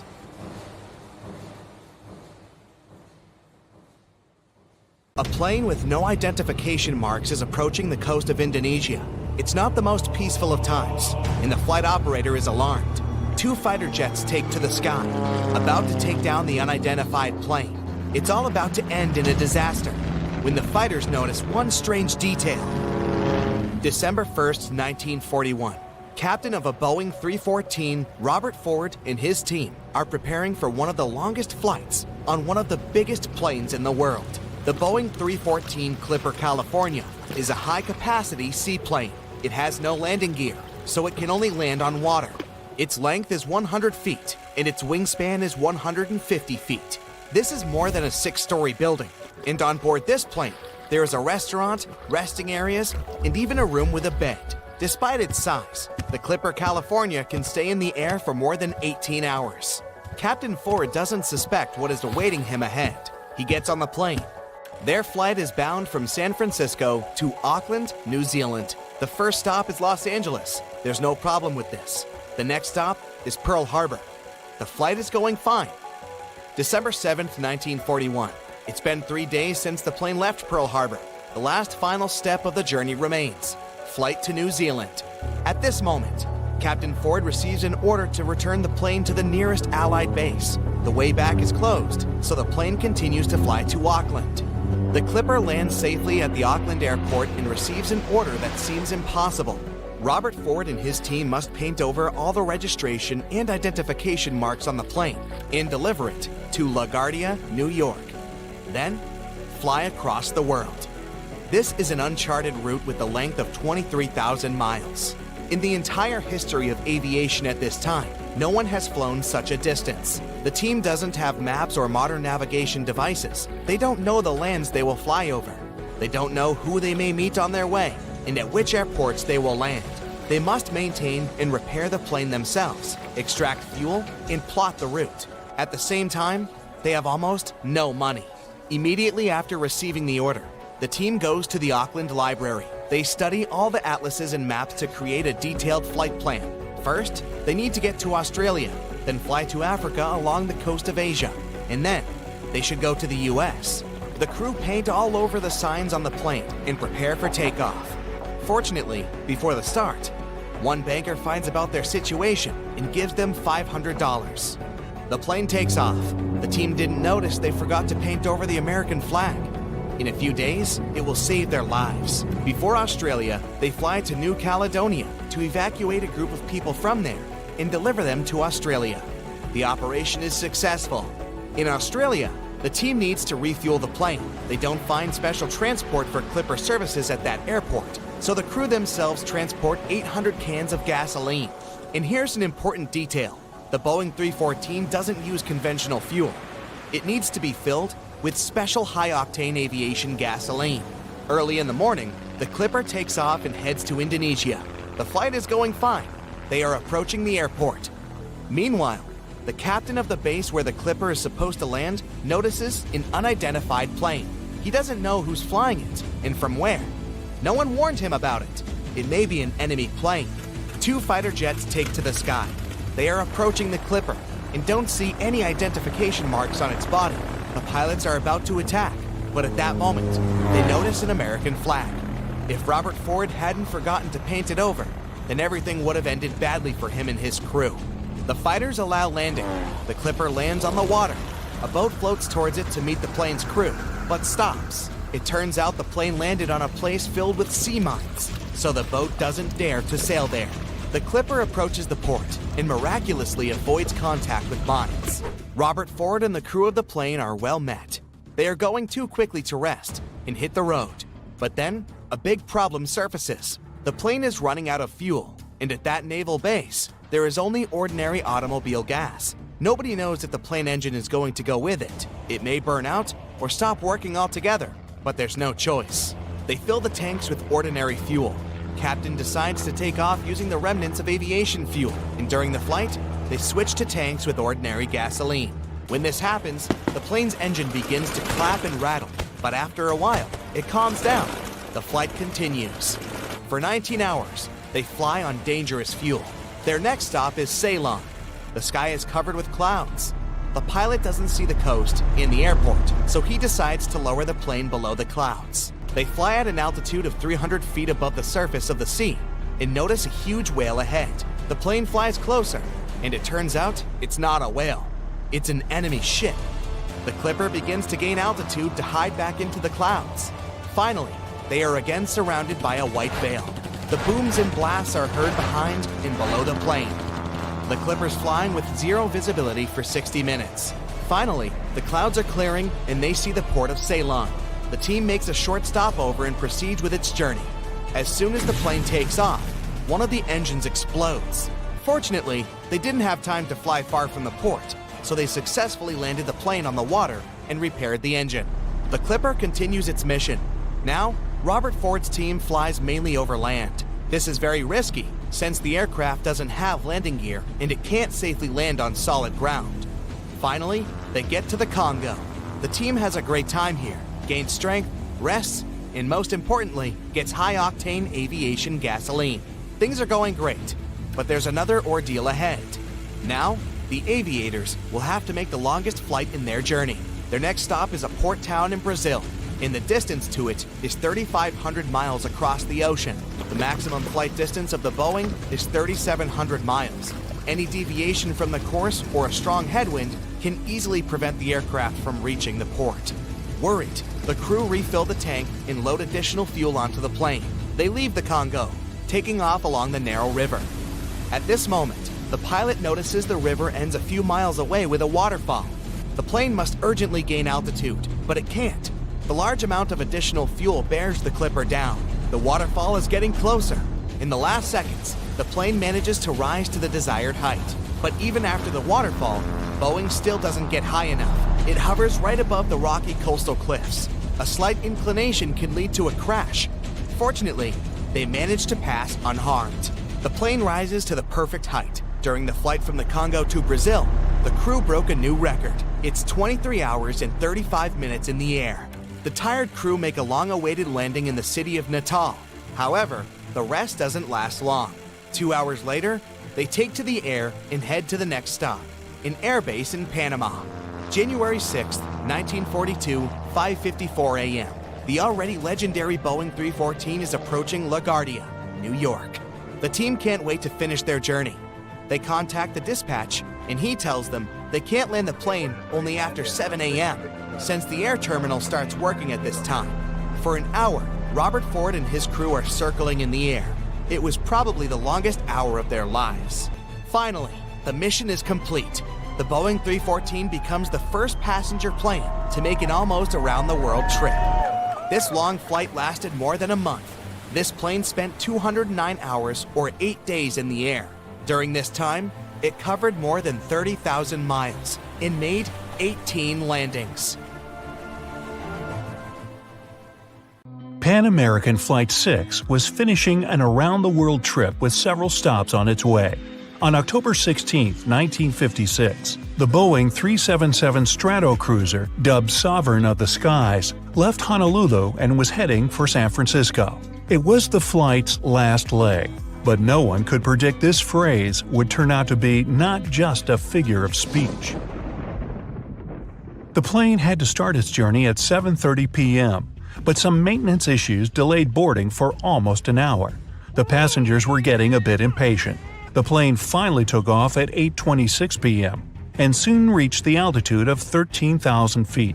For some time, the aircraft was experiencing turbulence, which made it impossible to serve dinner. Several hours later, the lights were dimmed and the passengers stretched across empty seats preparing to have a peaceful sleep. Little did they know that sleep was the last thing they were going to get that night. At about 1 a.m., the cockpit crew got permission to climb to 21,000 feet. But once the aircraft reached the needed height, a terrible thing happened. At 1:20 a.m., one of the plane's engines started to overspeed. George Hacker, the first officer flying the plane, tried to deal with this problem by slowing the plane down.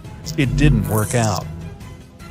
This made Captain Richard Ogg cut off the oil supply to the engine altogether. After a while, the engine conked out, but its propeller kept windmilling in the airstream. It caused the aircraft to start losing precious fuel and seriously slowed down its speed. The plane was moving far too slowly now, just 174 miles per hour. It was also losing altitude at an alarming pace, at the rate of 1,000 feet per minute. The three remaining engines were struggling, trying to decrease the breakneck speed of the descent. At least, they were still functioning. It made the pilots feel somewhat hopeful. But all of a sudden, the captain noticed that the fourth engine started to fail. It was producing just a bit of power, even though it was working at full throttle. At 2:45 a.m., the unavoidable happened. The fourth engine started to backfire, and the pilots had to shut it down. Now the plane had only two working engines and was moving more and more slowly. The crew calculated how much fuel the aircraft was consuming, and a heavy silence filled the cockpit. The pilots had nothing to do but face the awful truth. The plane didn't have enough fuel to reach San Francisco. Neither could it return to Honolulu. Captain Ogg sent a radio message to the U.S. Coast Guard. Pan Am 90943, Flight 6, declares an emergency over the Pacific. At that time, a Coast Guard cutter was always on patrol between Hawaii and the California coast. Such ships passed on radio messages to the nearest airplanes and provided them with weather information. They were usually placed near the points of no return. Those were the areas where a plane would have already burned so much fuel that it wouldn't have a chance to turn back if something went wrong. That night, the Coast Guard cutter was the 255-foot Pontchartrain, and William Earl was the commander. The plane headed toward the ship and leveled off at an altitude of 2,000 feet. Then it started to fly above the ship in 8-mile circles, waiting for daylight. It was crucial to see the surroundings because the pilots had to keep the aircraft's wings level with the ocean, and it would be impossible in the dark. During the day, it would also be easier to rescue all the passengers. The captain's decision to ditch the plane carrying 24 passengers and 7 crew members wasn't an easy or hurried one. He had to weigh numerous factors. Should I get rid of the fuel to make the plane lighter? Should I land now or wait until daylight and better visibility? But one thing was crystal clear. Having lost 2 engines, the plane was burning the fuel too fast. There was no other solution but to ditch into the ocean. As the Stratocruiser was circling the Coast Guard cutter, it managed to climb from 2,000 to 5,000 feet. It caused the plane to consume more fuel and become lighter, which was a good thing. The lighter the aircraft, the longer it would float on the surface. Plus, it lowered the risk of fire after a crash landing. The captain knew about an accident that had happened with another Pan Am Stratocruiser. That time, the plane's tail broke off. That's why Captain Ogg asked the passengers in the back to move toward the front part of the plane. Those who were sitting by the engines had to relocate too. Flight attendants removed all loose objects in the cabin and explained to the passengers what to expect. Since the problem started, the crew members had been doing their best to calm down the terrified people. When the passengers found out the plane was going to circle and wasn't landing in the dark, they were hugely relieved. Another comforting thought was that the Coast Guard cutter was out there, ready to provide them with as much help as possible. Luckily, the weather was good, and the ocean was very calm. At 5:40 a.m., Captain Ogg informed the cutter he was ready to ditch. The ship left a thick foam path in the water to help the pilots understand their height above the surface more clearly. At 6:15 a.m., the plane touched down. It was still moving at a speed of 105 miles per hour. It had already traveled several hundred feet along the surface and started to slow down when the worst possible thing happened. One of the wings hit a wave, the aircraft rotated nearly 180 degrees, and its tail broke off. After that, in a matter of seconds, the plane's nose went under the water. One of those who had been on board the plane said later that all he could see at that terrifying moment was water. It seemed to be everywhere. But after less than a minute, it started to recede. The front of the plane resurfaced. People on the Pontchartrain were staring at the disaster unfolding in front of their eyes, feeling numb. They were devastated. No one could possibly survive such a crash landing. But they were very, very wrong. All 31 people on board the plane were alive. Even more astonishingly, there had been just a couple of minor injuries. Once those on board the Pontchartrain realized the passengers and crew had survived, several rescue boats rushed toward the wreckage. Meanwhile, the captain and those passengers who had been assigned to help with the evacuation quickly deployed 3 life rafts. But when people started to climb on one of them, it became obvious the raft hadn't inflated properly. It started to sink. Luckily, the rescue boats were on time. They promptly transferred the passengers from the damaged raft to the cutter. At 6:35 a.m., the last piece of the wreckage vanished in the waves. By that time, all the people from the aircraft had already got to the safety of the Coast Guard ship. They stayed in the cutter's officers' quarters and reached San Francisco several days later. Pan American Flight 6 crash landing was the first accident when an airliner ditched into the ocean but managed to keep everyone on board safe. And the whole blood-curdling event was captured on camera. Life rafts bobbing by the plane's side, survivors being transferred to the rescue boats, the plane rapidly sinking and disappearing among waves. Sometime later, all the crew members got awards for tackling the emergency and keeping the passengers safe. Captain Richard Ogg was the first person to receive the Civilian Airmanship Award presented for the most outstanding skills and heroism. Her name is Lillian Boer. Wait a minute, why is she standing on the wing of an airplane? Well, from 1921, Lillian made a living doing completely crazy mid-air stunts on planes. She really knew how to put on a good show, and she became famous all over the United States. But Lillian started her unusual career completely by accident. She was a regular 21-year-old waitress at a Chicago restaurant. That changed when 2 pilots named Elmer Partridge and Johnny Metzger became frequent customers there. One day, they offered Lillian a ride in their old biplane, a Curtiss JN-4D Jenny. She agreed, and they headed over to the local airport. Soon, Lillian was in the air. It was the first flight of her life, and she was incredibly excited. Flying didn't scare her at all. In fact, with a strong wind blowing in her face and the noise of the engine ringing in her ears, Lillian realized that planes were her calling.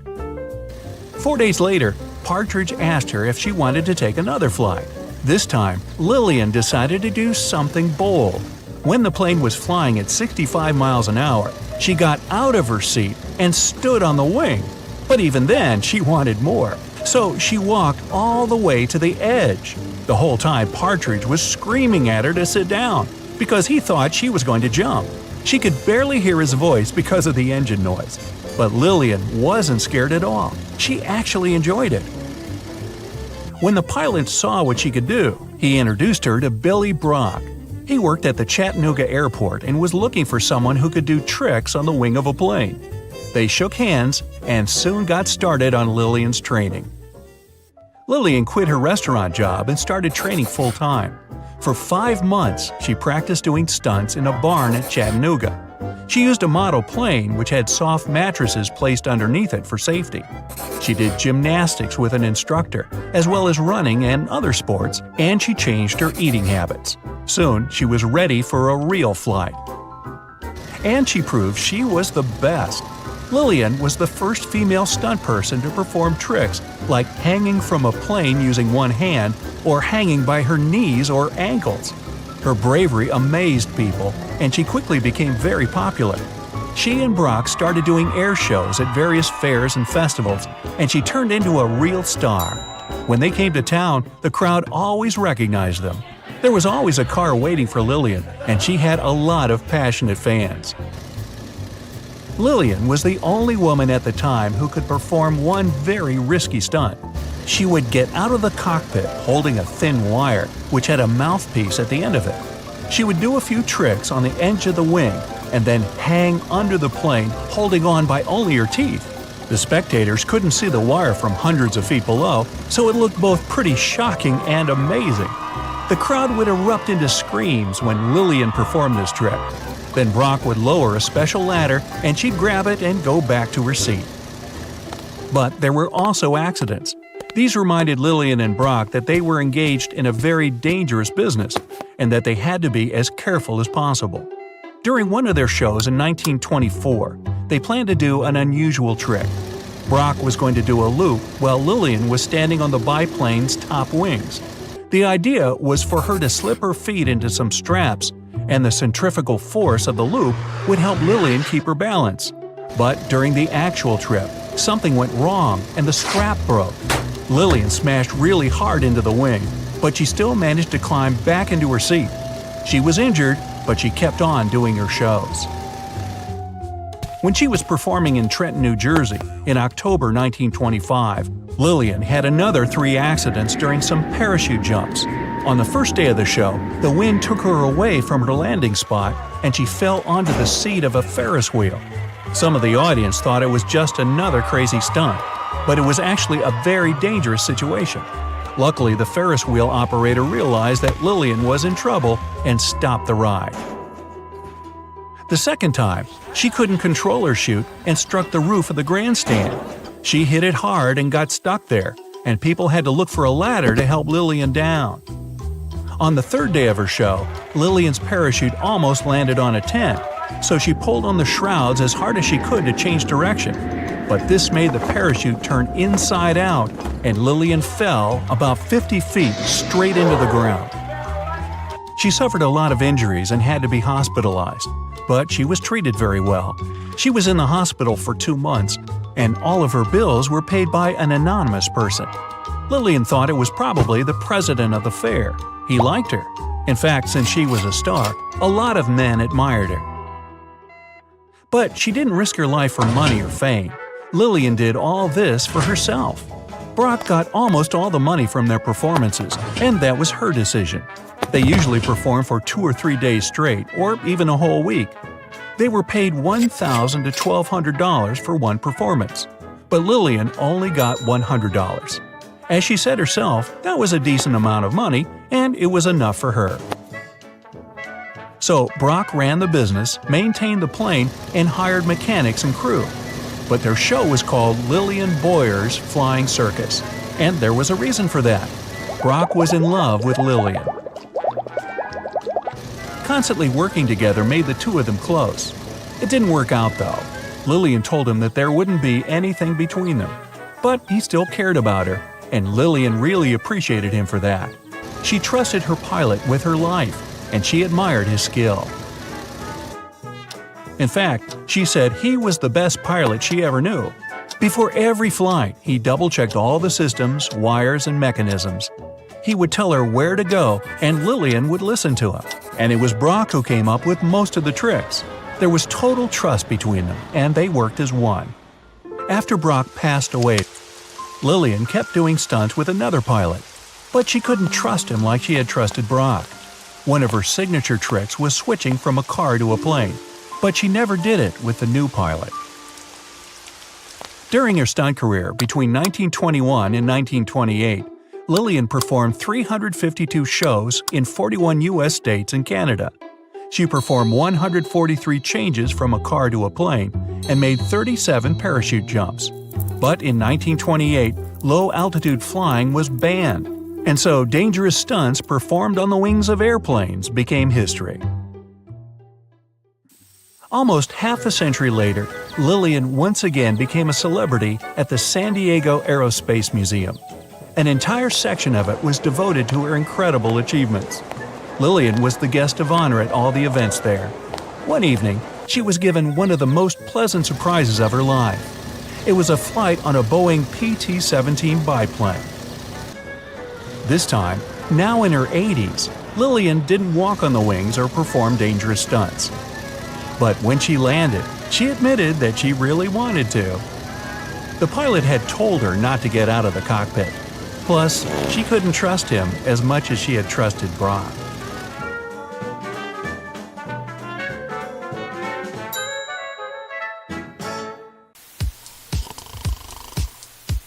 Have you ever watched an action-packed Hollywood film where an airplane gets a hole in its side and everyone starts freaking out? Stuff starts flying all over the place and people are barely staying in their seats. Well, in real life, a small hole in the plane's body isn't going to cause that much drama. However, I have an incredible story to tell you about a pilot who actually managed to land a plane with half of its roof missing. Can you believe it? Make sure your seatbelt is fastened because this one is going to be a wild ride. On April 28, 1988, a Boeing 737 owned by Aloha Airlines took off from Hilo International Airport en route to Honolulu. Before this flight, the plane had already flown 3 short trips from Honolulu to Hilo, Maui, and Kauai. Everything was chill that day, and the weather was nice and calm. It looked like smooth sailing all the way. The captain of the flight was Robert Schornsteimer, and the co-pilot was Madeline Tompkins, both experienced pilots with thousands of flight hours in the Boeing 737. Bright and early that morning, before taking off from Honolulu, Madeline did the regular pre-flight inspection and said that everything was good to go. At 11 a.m., they took off from Honolulu and went to Maui, then Hilo. When they got to Hilo, they didn't leave the cockpit or check the plane from the outside. It wasn't a requirement, so why bother? At 1:25 p.m., the plane took off for the final leg of the round trip, with 95 people on board. 89 passengers, 2 pilots, 3 flight attendants, and an FAA traffic controller who sat in the observer seat in the cockpit. The plane had taken off like normal and reached its cruising altitude of 24,000 feet without any hiccups. But then, 26 miles from Kahului, things went totally haywire. The pilots heard a loud whooshing sound, followed by a crack, and then a rush of wind that was so loud it was deafening. Turns out, a small section of the roof on the left side had come loose, causing the plane to decompress explosively.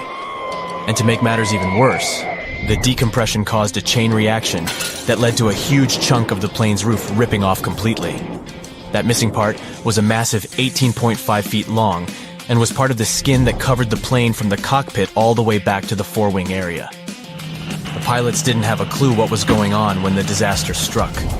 The first officer, who was the one in charge of the plane at that time, suddenly felt her head snap back, and then she saw a bunch of gray insulation and debris flying around the cockpit like it was a tornado. Meanwhile, the captain took a look around and was shocked to see that the cockpit door was nowhere to be seen, and instead of the first-class ceiling, he was staring straight up at the sky. The plane started to tilt from side to side, making it challenging to keep it under control. The crew in the cockpit quickly put on their oxygen masks, and the captain took over control of the plane. He then initiated an emergency descent towards the nearest airport on Maui Island. Luckily, all the passengers were seated, and most of them had their seatbelts fastened since the seatbelt sign was still on. Unfortunately, the 3 flight attendants were caught off guard. One of them was near the hole and was pulled out of the plane. The other 2 were thrown to the floor, with one of them hitting her head hard and losing consciousness. The third attendant tried to help the passengers and keep them calm. At the same time, the pilots were desperately trying to let air traffic control know that they were in trouble. But there were communication problems even between themselves due to the loud noise and the fact that they were wearing oxygen masks. They had to resort to hand signals to understand each other. Moreover, they were unsure whether their messages were being heard by ATC. The plane's controls were not responding properly, which made the captain's job of flying the plane even harder. The first officer was doing her best to assist the captain and communicate with the tower. It was only after the plane descended to an altitude of 14,000 feet that the controller finally received their distress call and immediately started making arrangements for an emergency landing. The control tower wasn't prepared for a situation like this, though. In fact, the tower had to call 911, just like any other regular person would do in case of an emergency. The problem was that the controller didn't understand the severity of the situation, and they didn't realize that the passengers and crew members would need medical help. This was because the crew had only reported a rapid decompression and hadn't explained the entire situation in detail. The plane was in a very bad mess, but the captain was doing everything he could to safely land the plane. As they descended towards the airport, the captain commanded the first officer to lower the landing gear, but the indicator light didn't turn on. The plane also had an issue with the left engine, which failed as they approached the runway. Despite these problems, the captain used the reverse thrust of the working engine to try and land the plane. It was a difficult and dangerous task, but they managed to land the plane safely on the runway. The passengers and crew members were then evacuated from the plane. It was a miracle that everyone survived. However, 65 people were injured. They had been hit by debris and pieces of the plane's body that were flying around.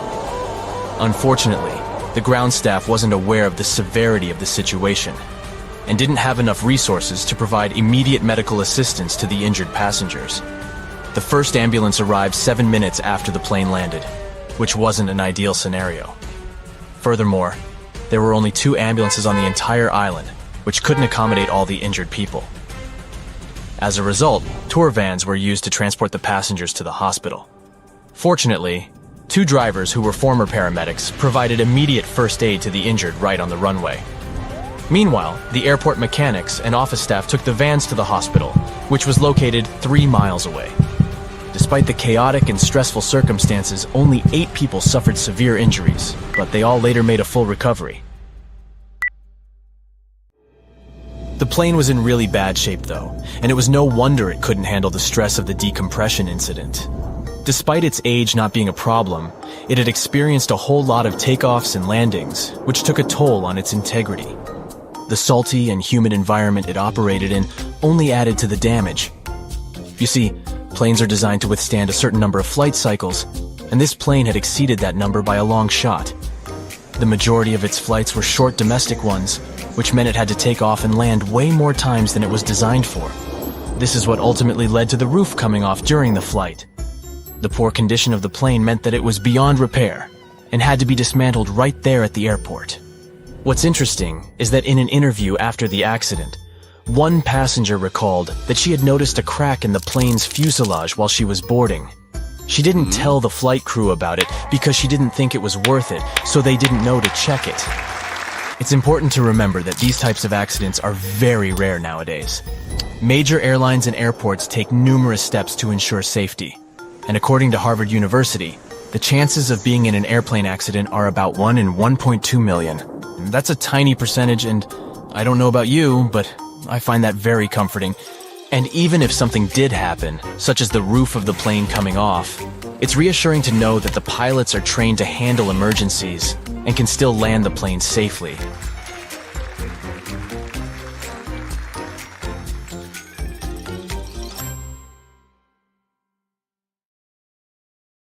A lot of weird incidents have happened in the mysterious valley of Hudson ever since the 1950s.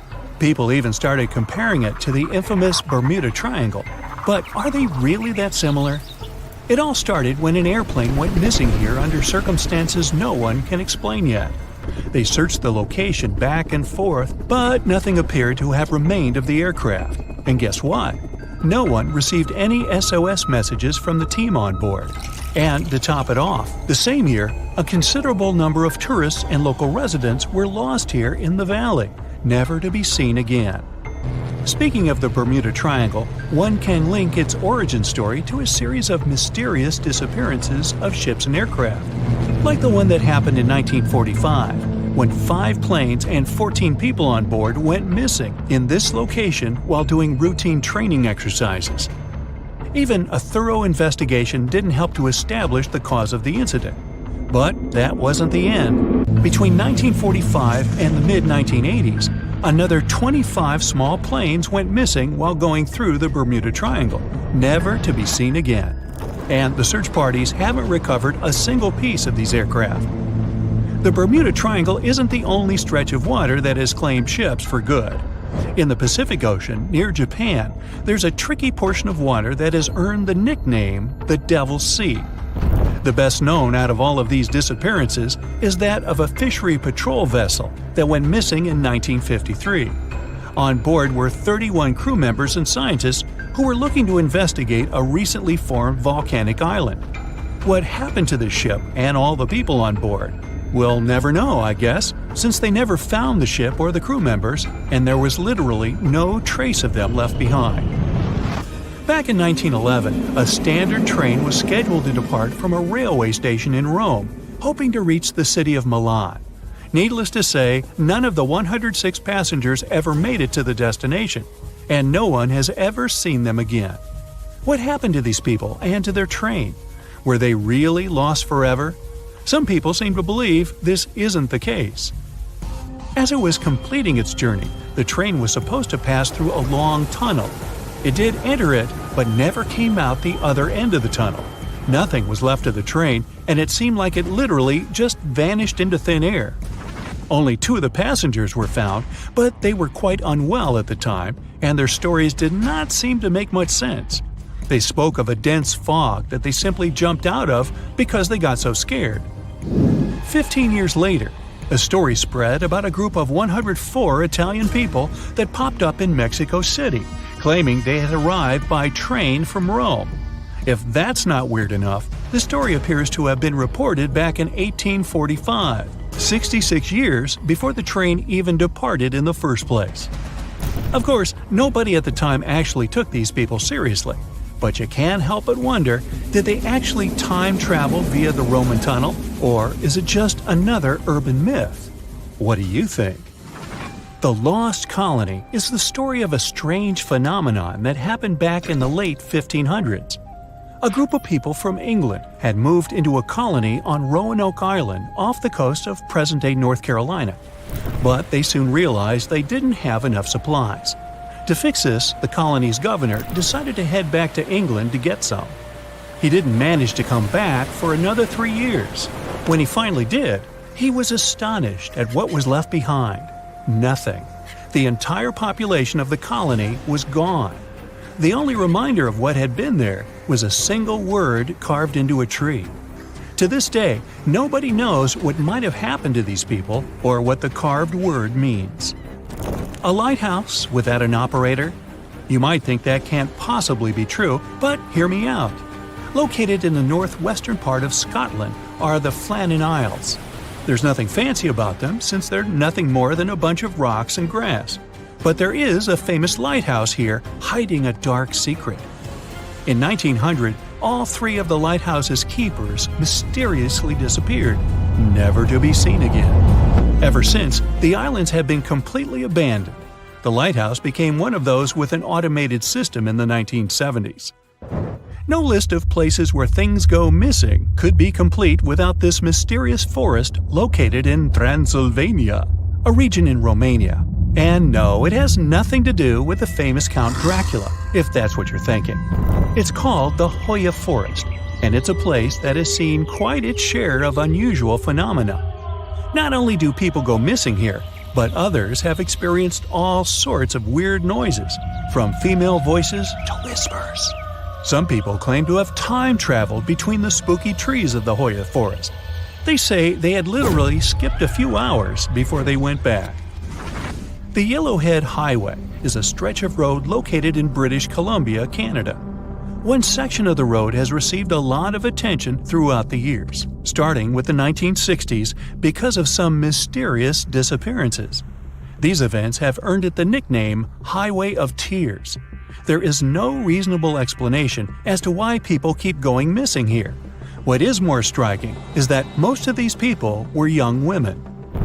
This triangular area that stretches above the desert and the Sierra Nevada mountains in the state of Nevada received quite a bit of attention because of a disappearance that happened back in 2007. A record-setting sailor, aviator, and adventurer named Steve Fawcett flew here in a small plane and then disappeared. They searched for Fawcett intensively for months, but didn't find any traces of him or the aircraft. 1 year later, the mystery of Fawcett's fate was finally solved when a hiker came across his ID cards, and later a search party found the plane's wreckage. It's one of the most visited natural resorts in the world, but Yosemite National Park carries some dark secrets of its own. Despite its beauty and abundance of wildlife, a total of 45 people went missing right here in this location. No one knows what happened to them. Hey, maybe we should ask the local bears. They might know something. There are even stories of people that disappeared from one region of the park only to pop up in a completely different location. This hasn't stopped over 3 million people that visit the park each year from wandering around this location, though. Whenever a ship happens to sink, you'd expect to at least find pieces of it on the bottom of the sea, right? Well, not if you're traveling through Lake Superior. It's located along the border of the United States and Canada, and became famous because of the great number of ships that went missing here. It may have something to do with the stormy winds, of course, but that doesn't explain why some ships simply vanish altogether, without a single piece of them ever to be found, not even at the bottom of the lake. It does gather a lot of tourists each year, though. They come here to scuba dive and see the remains of some of the ships that still lie here. The bottom of this lake even contains what's left of the notorious SS Edmund Fitzgerald.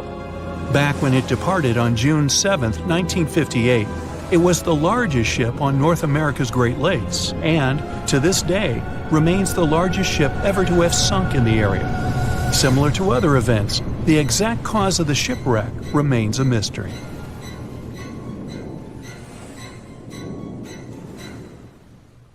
The moon shines brightly and illuminates the black water of the ocean. Thick fog descends on it in ominous silence. Then, it's suddenly broken by the creaking of wooden boards, followed by a rippling of the waves. Through the fog, you see the outline of an old, large ship. Its hull is rusty, and a strange cold is coming from it. But the most unsettling thing is that there's no one on the deck. The ship sails without a crew. No, this isn't a mythical Flying Dutchman, but a very real ghost ship. September 2nd, 2019. The British Royal Navy's ice patrol ship, called the HMS Protector, sails through the calm waters of the Atlantic Ocean. The time is 11 p.m. Some of the ship's crew are on deck, while others are sleeping in their cabins. The captain steers the ship and looks straight at the horizon. The sky is lit up by an orange twilight, and clouds float in the distance. Suddenly, against this beautiful landscape, one of the sailors notices the black silhouette of an unknown ship. The captain slows down and steers the ship a little closer to the mysterious vessel. This is an old cargo ship, 250 feet long. Attempts to contact the crew members lead to nothing. It seems the unknown boat is floating in the ocean by itself. There's no one on board, at least, no one alive. The deck of the ship creaks from rocking on the waves. The sun sinks below the horizon, and it gets dark. The ship looks terrifying. British sailors don't dare to climb on that strange deck. They take a photo, post it on the internet, and sail away. Many people on the internet will assume the sailors met a real ghost ship.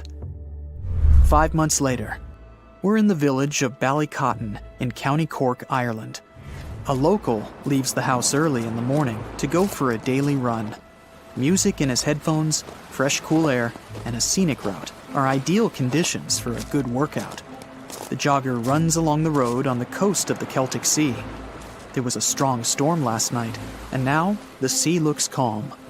The man runs along the top of a low cliff and notices a huge vessel. An old rusty cargo ship 250 feet long lies on the beach, right among the rocks. No people on board. It seems the ship has been here for ages, but the local is sure this vessel wasn't here yesterday. A little later, it turns out this is the same ship that the sailors from the HMS Protector saw 5 months ago, thousands of miles from this place. The cargo ship, called the Alta, was built in 1976. Nobody knows who used it all this time and for what purposes. It's only known that in 2017, the ship was purchased by a new owner and marked with the flag of Tanzania. It's important to say that almost all cargo ships are equipped with AIS, Automatic Identification System, which is needed to track ship movements in the ocean. Since 2015, something strange started happening with the Alta's AIS. The ship disappeared from the satellites, then reappeared again. Over the past few years, this ship had changed several names and flags. It's not surprising that its AIS shut off and turned on numerous times. It's said that some of those who disable AIS on their ships do so to hide outlaw activities. The ship's captain, whoever it was, clearly didn't want to show the Alta's movements. As AIS showed in 2017, the ship had sailed near Greek port cities. The Alta made 12 stops in 3 such cities in different parts of Greece. Then, the AIS signal disappeared, and 10 months later, the Alta reappeared near the northern coast of Africa, 1,200 miles from Greece. In September of 2018, the ship was sailing about 1,400 miles southeast of Bermuda, and at that time, the crew members started having problems. There were 10 people on board the Alta. On September 19th, the ship's engine failed right in the middle of the Atlantic Ocean. The nearest shore was very far away. The ship began to drift. As days passed, the crew couldn't fix the vessel. Food supplies were running low. The crew started to panic and tried to contact someone. The situation got worse as a strong hurricane was approaching the place where the ship broke down. Crew members contacted the U.S. Coast Guard. On October 2nd, a helicopter headed towards the ship. Food and water were unloaded on the Alta. This was enough for the crew to bide their time for several days. About a week later, a rescue boat sailed about 1,500 miles to reach the Alta and help the stranded sailors.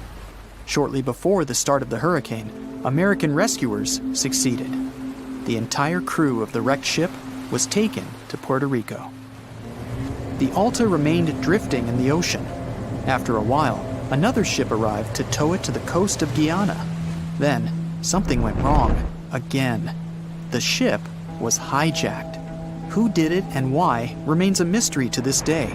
But then, for some unknown reason, the thieves decided to abandon the ship and left it to drift in the ocean. For almost a year, the ship's location couldn't be tracked. Then, in September 2019, the vessel was found by the British Royal Navy.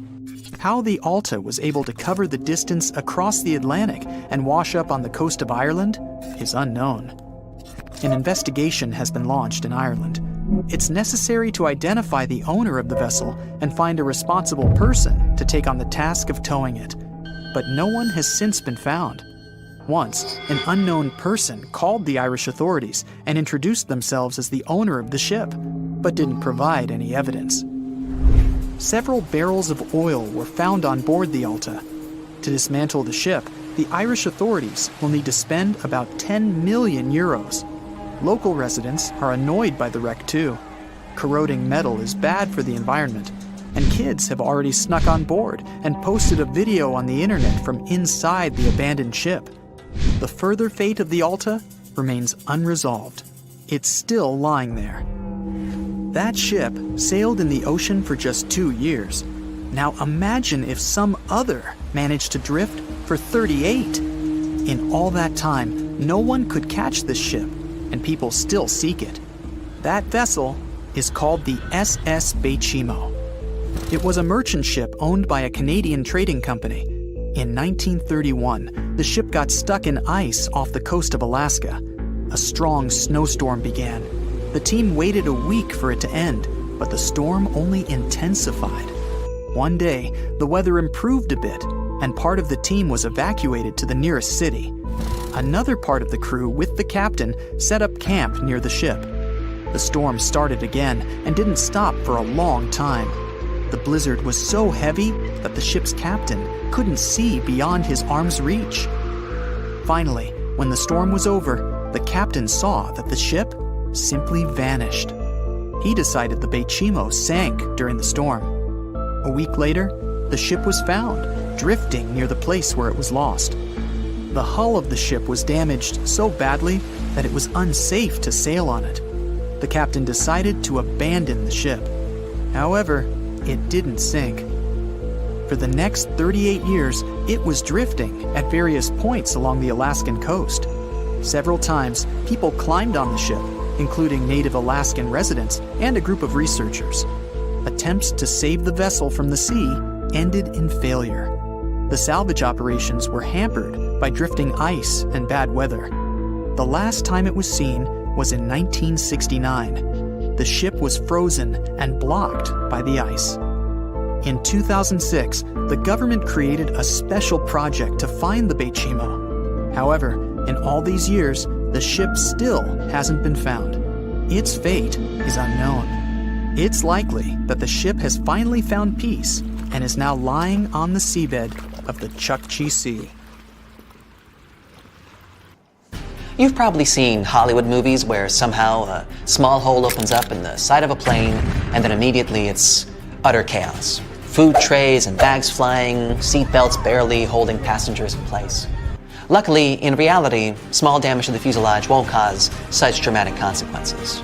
But would you believe me if I told you there was a pilot that managed to land a plane with half the roof torn completely off? Buckle up. At 1:25 p.m.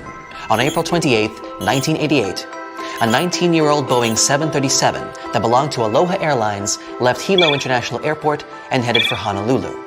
The plane was named after Queen Liliuokalani, who was the last sovereign monarch of the Kingdom of Hawaii.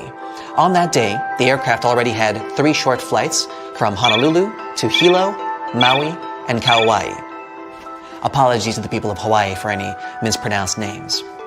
Anyway, all the trips were regular and uneventful. The weather was calm, and it seemed like nothing could go wrong. The captain was experienced pilot Robert Schornsteimer, 44 years old, who had 6,700 flight hours in the Boeing 737.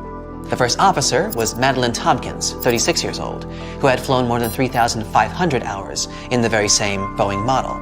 Early in the morning, still in Honolulu, the first officer had conducted the regular pre-flight inspection and announced that the plane was ready for the flight. At 11 a.m., the plane left Honolulu and headed for Maui and then to Hilo. When the plane arrived at the destination, the pilots didn't leave the cockpit or inspect the aircraft from the outside. After all, it wasn't a requirement, so they didn't have to. Following schedule, the plane started the last leg on the routine round trip at 1:25 p.m. There were 95 people on board the aircraft, 89 passengers, 2 pilots, 3 flight attendants, and an FAA traffic controller who stayed in the observer seat in the cockpit. After a normal takeoff and ascent, the plane got to the usual cruising altitude of 24,000 feet, and then, at about 1:48 p.m., 26 miles away from Kaului, the unexpected happened. Those who were in the cockpit heard a loud whooshing sound and then a crack, followed by the deafening sound of wind seconds later. Apparently, a small part of the roof on the left side tore loose, which led to the explosive decompression of the plane. But the worst thing was that the decompression caused a ripple effect, which led to a huge section of the airplane's roof to tear off completely. The length of the missing part was 18.5 feet long. It was all part of the aircraft's skin that covered the plane from the cockpit back to the forewing area. At first, the pilots didn't realize what had happened. The first officer, who was in control of the aircraft at that moment, felt her head jerk backward, and she noticed debris and gray pieces of insulation flying chaotically around the cockpit. When the captain turned his head, he saw that the cockpit door had disappeared, and instead of the first-class ceiling, he was staring at a clear blue sky. The plane started to roll from side to side, and it was becoming increasingly harder to control. Everybody who was in the cockpit immediately put on their oxygen masks, and the captain took over the aircraft. He prodded the speed brakes into action and began an emergency descent towards the nearest airport, which was on Maui Island.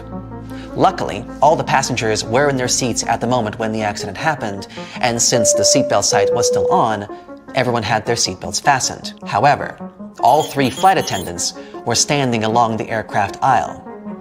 The one who was the closest to the front of the plane was swept out through the hole in the roof.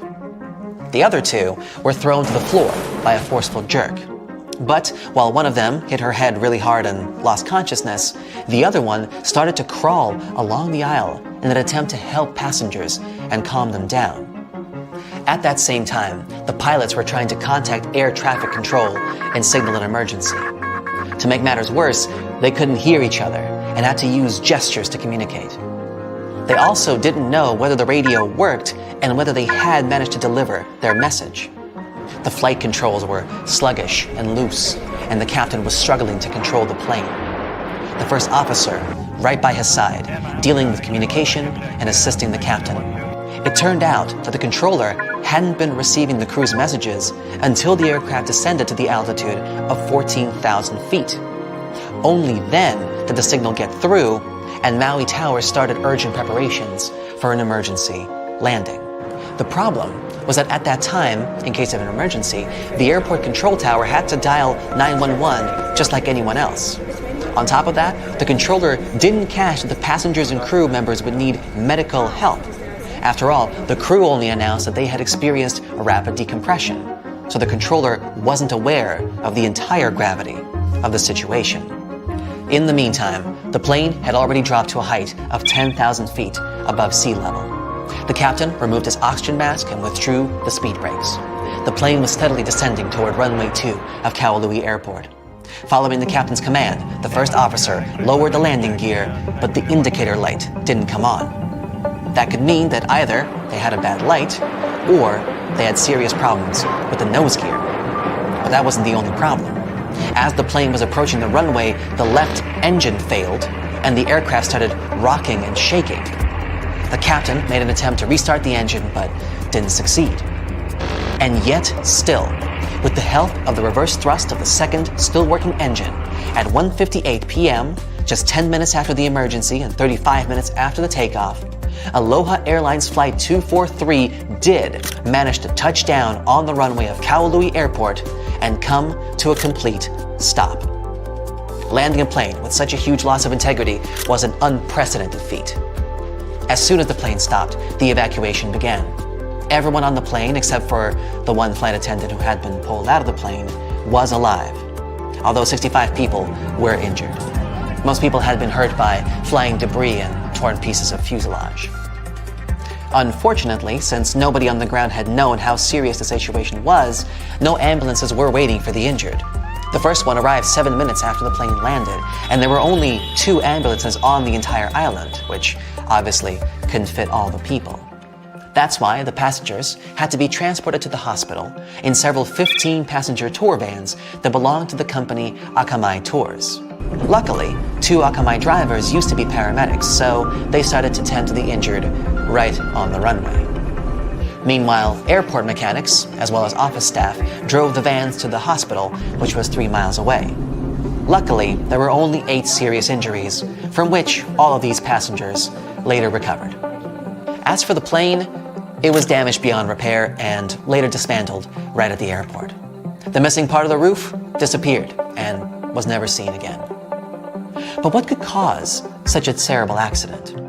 The problem wasn't the age of the aircraft. 19 years isn't that old for a commercial plane, and it hadn't accumulated too many flight hours before the accident happened. But the 35,500 flight hours the plane had traveled included 89,680 takeoffs and landings, which are also called flight cycles. The reason for such a huge number was that the plane performed mostly short domestic flights between the islands. And this number exceeded the number of flight cycles the plane was designed for twice over. Besides, the plane traveled in a salty and humid environment, which also added to the wear and tear. Interestingly, during one interview that followed the accident, passenger Gail Yamamoto remembered that she had spotted a crack in the fuselage when she was boarding. Unfortunately, she was the only one who had seen the damage, and the woman hadn't thought that the crack was important enough to inform the crew. It's important to stress that these kinds of accidents are extremely rare these days. According to Harvard University, given all the steps and measures major airlines and airports take to ensure safety, the odds of you being in an airplane accident is roughly 1 in 1.2 million. That's a 0.0000083% chance. I don't know about you, but I like those odds. And even if something were to happen, like, for example, half the roof falling off, it's a great comfort to know that your trained pilots can still land the plane relatively safely. There are so many ways to make airplanes safer. For example, they could have ejector seats so that every passenger could be rescued.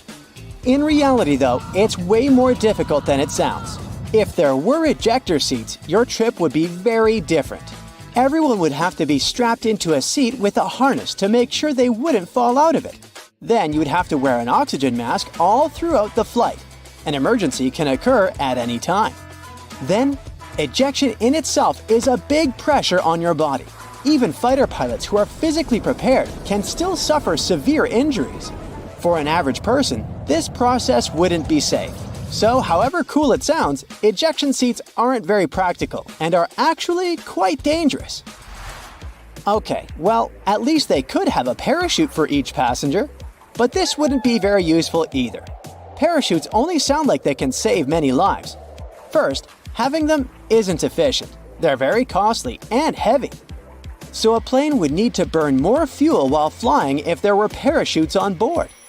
It would all be worth it though if parachutes could make an actual difference to the safety of people, but they can't. Commercial planes aren't designed in a way that would make it safe to jump out of them, especially with a couple hundred people on board. Next, passengers aren't trained to use them. Imagine there's an emergency. The plane is falling, and 200 people are trying to deal with a parachute for the first time in their lives. It would be an absolute mess. Lastly, it's not safe to jump from the high altitudes planes fly at. So, oxygen masks, life vests, and boats are the best life-saving equipment, and every plane has those. You know those huge engines that they have under the wings? Yeah, look at them. They don't look safe at all. Birds can get pulled in, and it actually happens. They could at least put a grate in front of the rotating parts to prevent birds from getting in there. Turns out those engines pull inside huge amounts of air, and this is crucial for them to work properly. The more air gets swallowed, the more air gets compressed, mixed with fuel, and burned. And then, more of it gets pushed out from the other side, keeping the plane going. A cover at the front would be a barrier, significantly reducing the air inflow that is crucial for the proper work of the engines, and this would endanger the passengers. But hey, don't be too upset. Birds fly way lower than planes do, so they're only in danger for a few minutes at the beginning of the flight while the plane is climbing altitude, and at the very end when the plane is landing. So very few of them ever get pulled in, and if they do, it's never a threat to the engines or passenger safety. Planes also don't change up the gears like cars do, so technically they can't go backwards. The reason for this is that planes don't need to go backward. They can just turn around and move in the opposite direction, but face first. The only time when they need to move backward is when they have to get to the gate. And for those times, there's help. Pushback tractors. Those are small vehicles that can connect to airplanes and move them in the required direction. Watch out for those next time you fly. But technically speaking, planes can go backward if the engines start pushing the air forward instead of backward. But this is very dangerous for everyone around. One of the very few cases when they do it is during landing, to help slow the airplane down. There are cameras on the outside that let pilots navigate taxiways better. They come in especially handy during tricky maneuvering. But do you know there are also cameras in airplane cabins? You can relax, there are no cameras in the lavatories. But yes, they are there in the cabin, and for security reasons only. Flight attendants monitor them to see what's not visible from their own seats.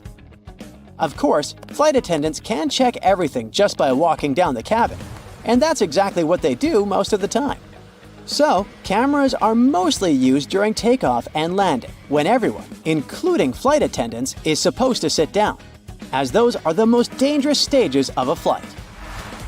Notice that it's exactly during these stages that the rules are particularly strict. All electronic devices should be turned off or put on airplane mode, and big electronic devices should be stored away. Window blinds should be raised and tables folded. Seats should be put in the upright position. You need to have your seatbelt fastened, and so on. This is all done for safety and to ensure fast evacuation in case of emergency. So let's discuss these rules. Airplane mode on electronic devices is important to make sure that the signals that devices transmit don't interfere with the plane's electronic systems. If they interfere, they will block the radio's frequency pilots need to get their instructions. Do you remember that clicking sound a speaker makes right before your cell phone gets a call if the two devices are close? This is the sound pilots might hear while communicating with air traffic control. Now, putting away large devices like laptops is important because they might turn into obstacles if you need to get out of the plane fast in case of an emergency. All the pathways should be as clear as possible. This is why everything should be packed away, seats straightened, and tables folded. There should be nothing blocking anyone's way. And lastly, window blinds. The lights on the airplane get turned off too. Those two things are done to make sure your eyes get used to the natural light outside the aircraft. Imagine it's night, some emergency happens, and the lights that were left on suddenly go off. People need to evacuate as fast as possible, but their eyes aren't adjusted to the dark yet, and they can't see anything. This will slow everyone down. If the lights inside are out, people get used to the darkness and will be able to evacuate faster. The same goes for window blinds. If it's day and they are raised, people are used to the light outside and can evacuate faster. Another reason is that when blinds are raised during landing, people outside can see what's going on inside the plane. For example, if there's fire or smoke and where exactly. This way, they can plan the evacuation process better. Also, you might have noticed black triangles drawn above some windows on the airplane. These triangles mark the seats from which the view on the airplane's wings is the best. It's needed for the crew to find the spot as fast as possible if, in case of emergency, they need to inspect the engines, slats, or flaps. This little triangle saves the plane crew a lot of time. We do talk about emergencies a lot, but they really don't happen often.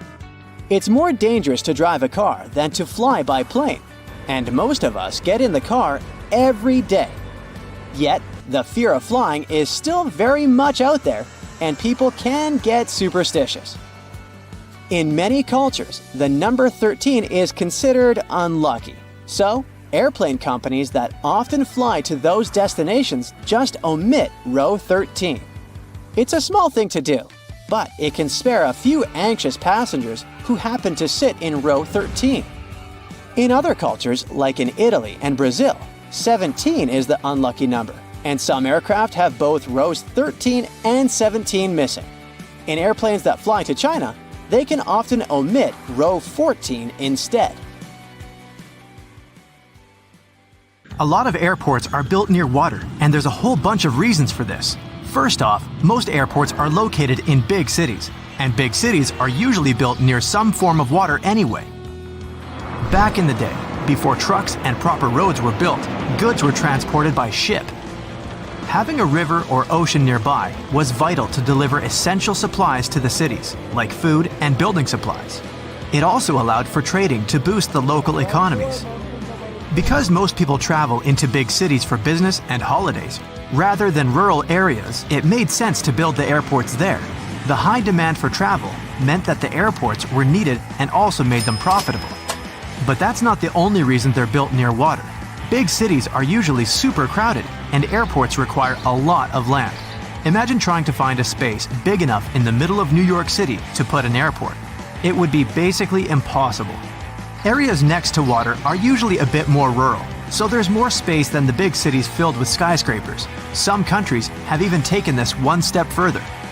Land is really scarce in Japan, so to build Kansai International Airport, the architects of Osaka headed 3 miles offshore to Osaka Bay to make a man-made island. The artificial island is 13,200 feet long and 8,500 feet wide. That's so big that it can even be seen from space. It took a whopping 38 months to complete, and travelers can get across to the main island of Honshu via car, railroad, or high-speed ferry. Kansai International Airport opened in 1994 and became the world's first airport to be built on the sea. Despite its location, it has the longest airport terminal in the world with a length of just under 1 mile. Airplanes also can't have any obstacles around them when landing. It would be really difficult to try landing a plane with obstructions. These include trees, mountains, buildings, and power lines. Over water, nothing will restrict planes from taking off or landing, making it much safer. On mountainous islands, runways are often parallel to the ocean, as the mountains are inland, just like in the Gran Canaria Airport located on one of the Canary Islands. It also links to safety reasons. If a plane has to cancel a runway landing and go back around again, there must be enough room for it to do this safely without hitting anything. It's also got to be able to climb back up into the air at a safe angle to avoid causing problems for the passengers inside. Reaching this safe altitude is much easier, quicker, and safer by the sea, compared to big cities or mountainous areas. Speaking of failed landings, pilots are trained to deal with engine failure on takeoff. If a plane reaches the right speed for takeoff, it has to leave the runway, even if the engine fails. But don't worry, planes can still fly with only one engine. It just requires a bit more effort. Because of the reduced capacity, it takes longer to reach the right altitude, and more space is required for takeoff. Taking off towards the ocean makes it easier to climb to a safe altitude without worrying about colliding with any obstacles. Another reason for airports being built at water level is that the higher up we go, the thinner the air becomes. It causes the thrust of the engines to decrease, as well as the lift produced by the wings. Setting off from higher areas means it's more difficult for the planes to take off. In terms of money, this would mean building longer runways, which would cost more, and no one wants that. This also means the planes require less fuel as they don't burn as much energy on takeoff, and there's less noise made as the planes don't have to work as hard. But despite this making the planes less noisy, airports are going to have pretty high noise levels. Imagine hearing planes zooming over your house while you're trying to get sleep at night. This is a key reason why airports are usually built on the coast, far away from any residential areas, as fish aren't generally known to file noise complaints. In some countries, airports actually have to provide upgrades for nearby houses that will be affected by the noise. Germany is one of these countries, and they do everything from improving roofs to adding wall insulation to cover all that noise. Building by the coast means that they don't have to pay up for all these expensive upgrades, which saves the airport lots of cash. Coastal areas also have weather advantages for flying. Sea breezes are steady winds that blow from the water to the land. Planes mostly land and take off with the wind, making it the perfect place to build an airport as there'll be no delays caused by unexpected strong winds. But while the sea breezes that come in spring and summer are great, areas near water can be prone to fog during fall and winter, so this part has its pros and cons. But not every airport is on the coast, as it does also pose a number of issues too. One of the biggest is birds. Our feathered friends love the coast because of all the yummy fish, but they can cause big problems for pilots. But airports manage to get around this using scare tactics. Birds don't really enjoy noise, and planes aren't the quietest of things. Airports also make loud bangs and even train hawks to take down birds that are in the way. The most obvious risk of building close to the sea, though, is flooding. Airports cost crazy amounts of money to build, and planes aren't cheap either. Back in 2018, Kansai Airport was flooded by Typhoon Jebi. They had to cancel all operations for 2 days, and the water was so high that it damaged the engines of the planes. While coastal airports put measures in place to protect against flooding, it's pretty difficult to save everything from a typhoon. With rising sea levels and an increase in extreme weather, these floodings are also looking more and more likely to happen.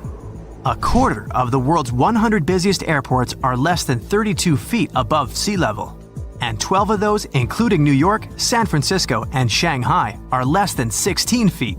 Yikes! All that water poses another problem. If planes overshoot the runway, they have nowhere to go. Overshooting is basically when the pilot underestimates the length of the runway and doesn't reach takeoff speed in time. There are usually extra bits of concrete or grass that the plane can run onto when the airports are on land. There'd be a bit of damage to the plane in this case, but nothing major. But with coastal airports, the plane might go straight into the water. Luckily, there's new tech that aims to prevent this from happening. These new kits let the pilots enter in all the flight calculations, including the weather conditions that could affect takeoff. This system then calculates how much runway the plane will need to stop. Many airports also have added soft concrete to the end of runways to avoid a watery disaster. When the plane glides onto this soft concrete, they get stuck, and it stops them traveling too far. There are also financial issues with building airports next to the water. Land rent next to the coast or lakes is usually higher than the mainland due to the demand. Like 40% of the US population lives on the coast, despite coastal areas only making up around 10% of America's total landmass. Airports require flat land to be built on, but this isn't always easy to find, and coastal land can pose particular problems due to sand conditions on marshland. But this doesn't mean it's not possible. One of the world's most famous airports, New York's JFK, was built on marshland. The land was a lot cheaper than usual, and marshland can't really be used for a lot. Of course, it can cost a lot of money to make the ground suitable to carry heavy loads, but this was all sorted. Finding such a big area close to one of the world's most famous cities was a very rare find, even if it was marshland. The Himalayas have some of the highest peaks in the world, including Mount Everest. But it's no surprise airplanes find it difficult to navigate the area. But why are commercial airplanes actually banned from flying there? For starters, these mountains have an average height of more than 20,000 feet. Mount Everest, the highest mountain in the entire world, stands at 29,037 feet high above sea level. The area is rough, filled with snow, and has almost no flat surfaces. In case of sudden cabin depressurization, it would be really difficult to perform an emergency landing, since there's literally no flat area there. More so, the low oxygen environment at such an altitude means there's likely to be a lot of turbulence. Not only is it really unpleasant for passengers, but random air movements and high wind velocity means that it's really difficult to maneuver the airplane. This area is also quite low populated, so there's not much there in terms of radar systems. And radar is crucial for aviation safety. Without radars, pilots would be unable to communicate with the ground to figure out flight conditions. It can also get so cold up there that jet fuel might completely freeze. Sure, the fuels used in airplanes usually freeze at around -50 degrees Fahrenheit, but it may be possible above Everest. The lowest temperature was recorded there back in December 2004, when thermometers showed a staggering -44 degrees Fahrenheit. So, no wonder pilots don't want to ever take that risk, especially on a commercial flight. Among the few airports located in the Himalayas, there's one considered to be the most challenging to land in the world. Only 8 pilots on the planet are certified to do it. It's called Paro International Airport, and it's located in Bhutan, a landlocked country in the eastern Himalayas. First, landing there is so dangerous because you're literally flying through some of the world's tallest mountain peaks. Not to mention that those 8 pilots also have to consider strong winds. Despite the challenges, they do manage to safely land over 30,000 people each year. Moving further, there's no radar there to guide the pilots, so they need to maneuver the aircraft entirely in manual mode. The pilots need to track their movements based on specific visual landmark checkpoints as they approach the runway. Moreover, flights are only allowed there during daylight hours and under good visibility. These pilots also need to watch out for utility poles and roofs on the hillsides too. It means they often squeeze their planes between mountain peaks at 45-degree angles before dropping quickly onto the runway. No wonder only 2 airlines fly to Paro International Airport. Apart from these commercial pilots, there are specially trained helicopter rescue pilots who spend most of their career at 20,000 feet in the sky. Most of the time, they partner with equally experienced climbers who train by crossing the Khumbu Icefall. It's dubbed the most dangerous square mile on the planet. Made up of ice pillars as tall as a 6-story building, this huge stretch of the glacier on Everest's western side is filled with bottomless ice holes. It takes between 4 to 12 hours to get from one edge of the icefall to the other, depending on the experience of the climber. You may think it's a pretty serene location since you're literally only surrounded by ice and snow, but these local professionals claim otherwise. One Everest veteran said that the noise was actually the worst part of the job. The mountain produces awful squeaking sounds and sometimes even sighs. It often makes people feel like it's talking to them, warning them about the treacherous environment.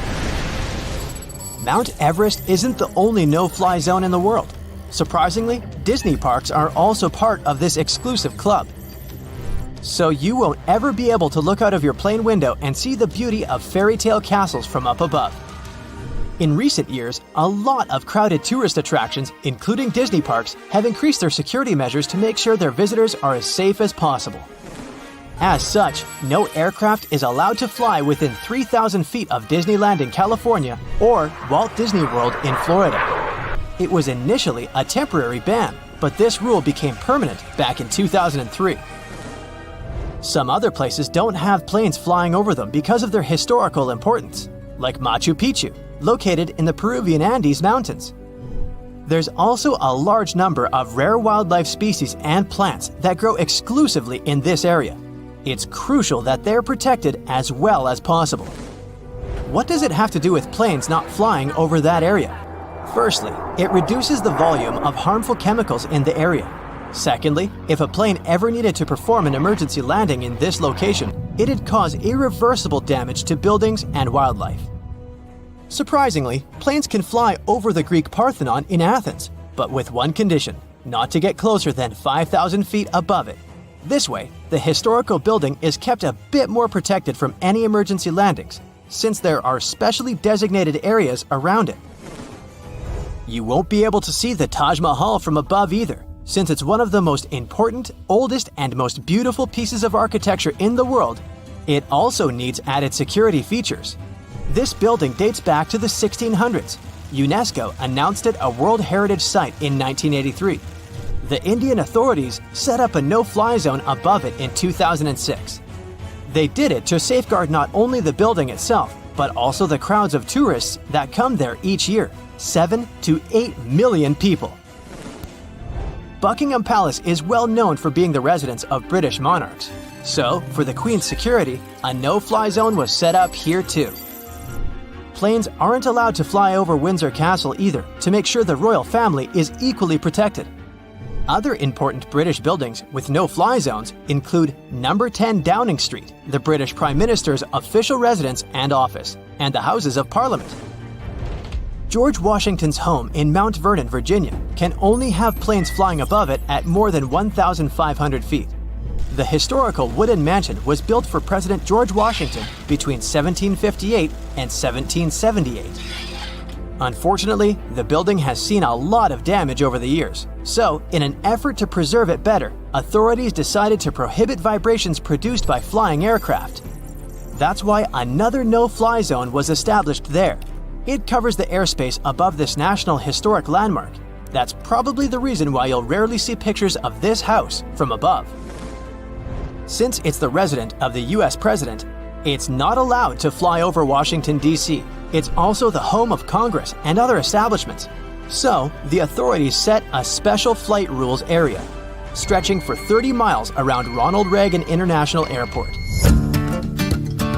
This means that it's one of the airports with the most precise takeoffs and landings. Pilots have to carefully tackle no-fly zones, which sometimes results in uncomfortable takeoffs for passengers. Whenever a pilot breaks a no-fly zone, it's a big problem, like the one that happened back in 2005, when a pilot accidentally steered the plane into a prohibited zone. The capital had to be evacuated immediately, and their regular activities were interrupted. Other capitals of the world have similar requirements, like Budapest, for example. In the capital city of Hungary, planes aren't allowed to fly over the ancient inner city of Pest and the Buda Hills. Almost all air traffic is generally prohibited above Paris too, with some exceptions, aircrafts flying no lower than 6,500 feet. Flying helicopters are also a big no-no within the city limits. Only certain choppers undertaking precise missions can get special authorization. Generally, passenger planes aren't allowed near the island of Manhattan either, partly because of the really tall buildings there and the added risk of collision, but mostly because all three major New York airports, John F. Kennedy International Airport, Newark Liberty International Airport, and LaGuardia Airport are very close to each other, so the air traffic in the area has to be really well thought out to make sure the planes don't cross paths.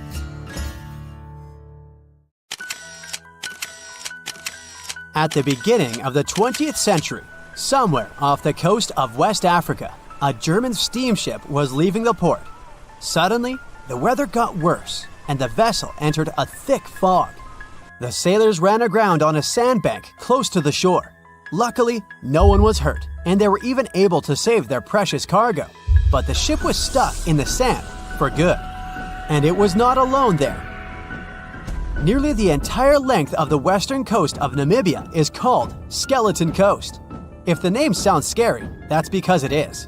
This 976-mile-long beach line is among the most dangerous places on Earth. The local Bushman tribes believe that their supreme deity made this land when it was angry.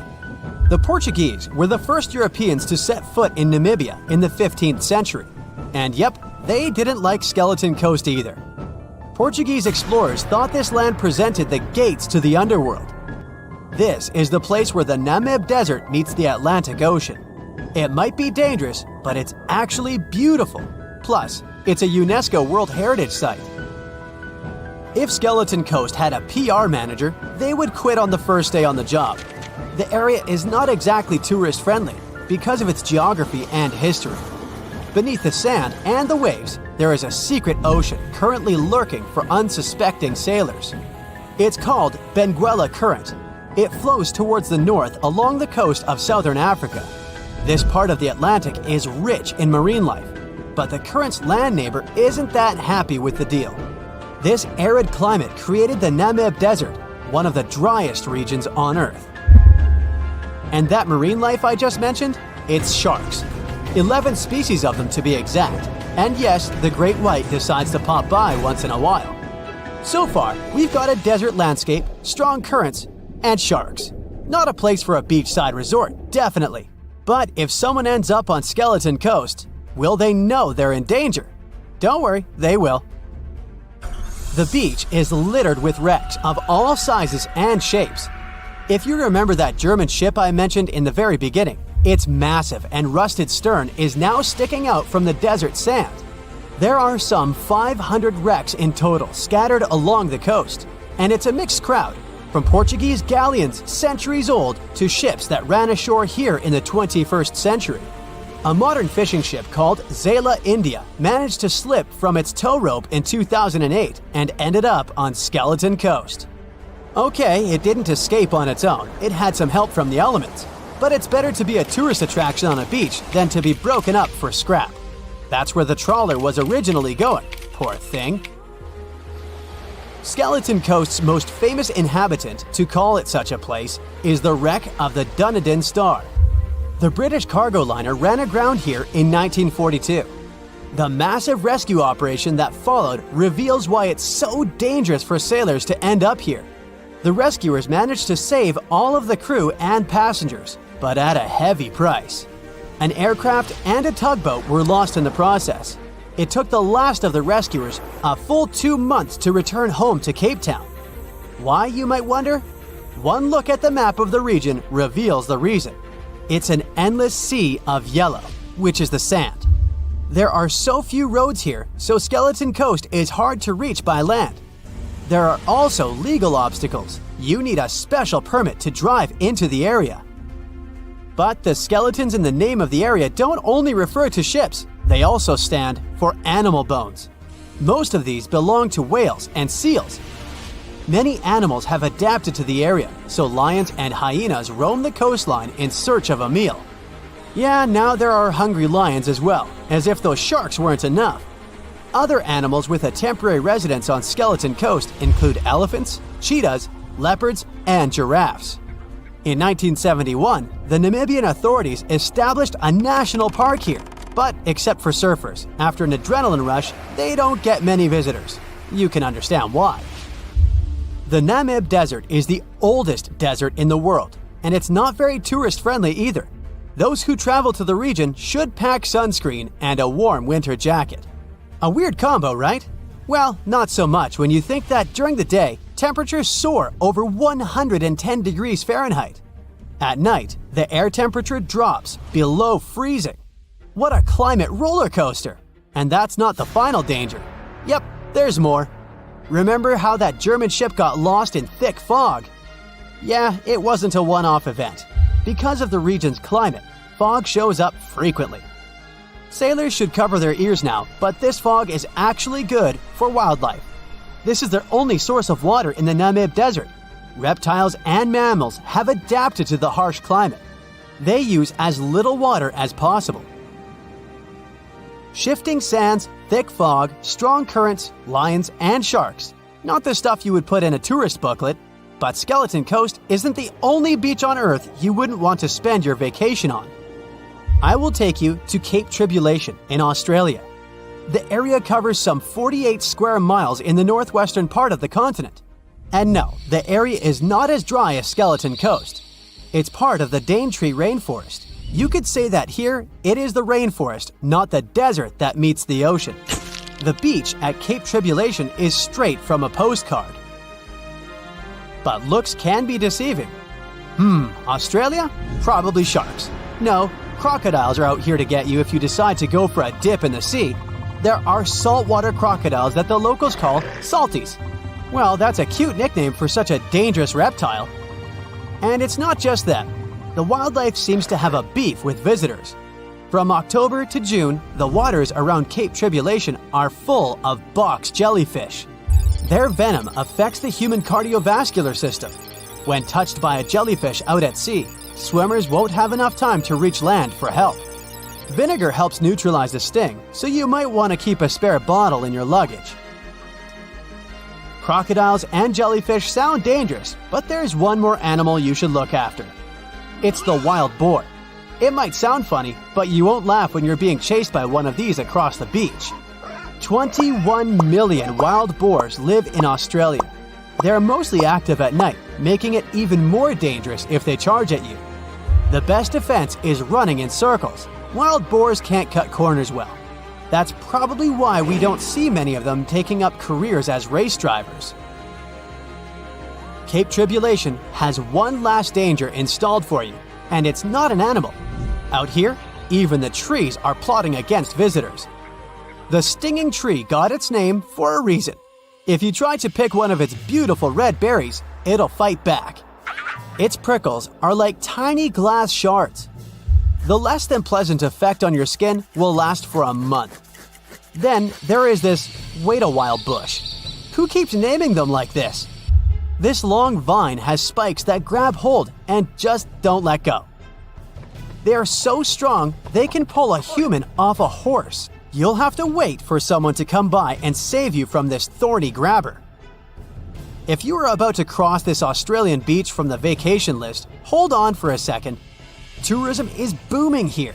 The local authorities have restricted access to all of the danger zones. Visitors go swimming in dreamy water holes that are surrounded by lush vegetation.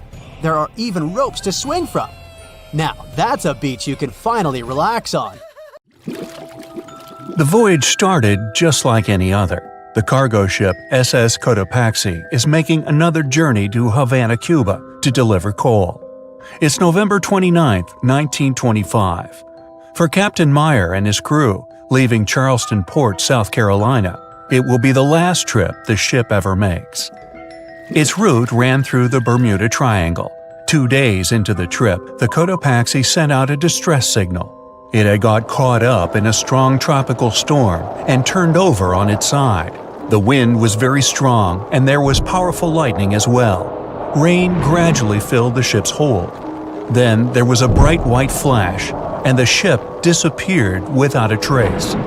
Later, its wreckage was found in the Gobi Desert, which is in a completely different part of the world.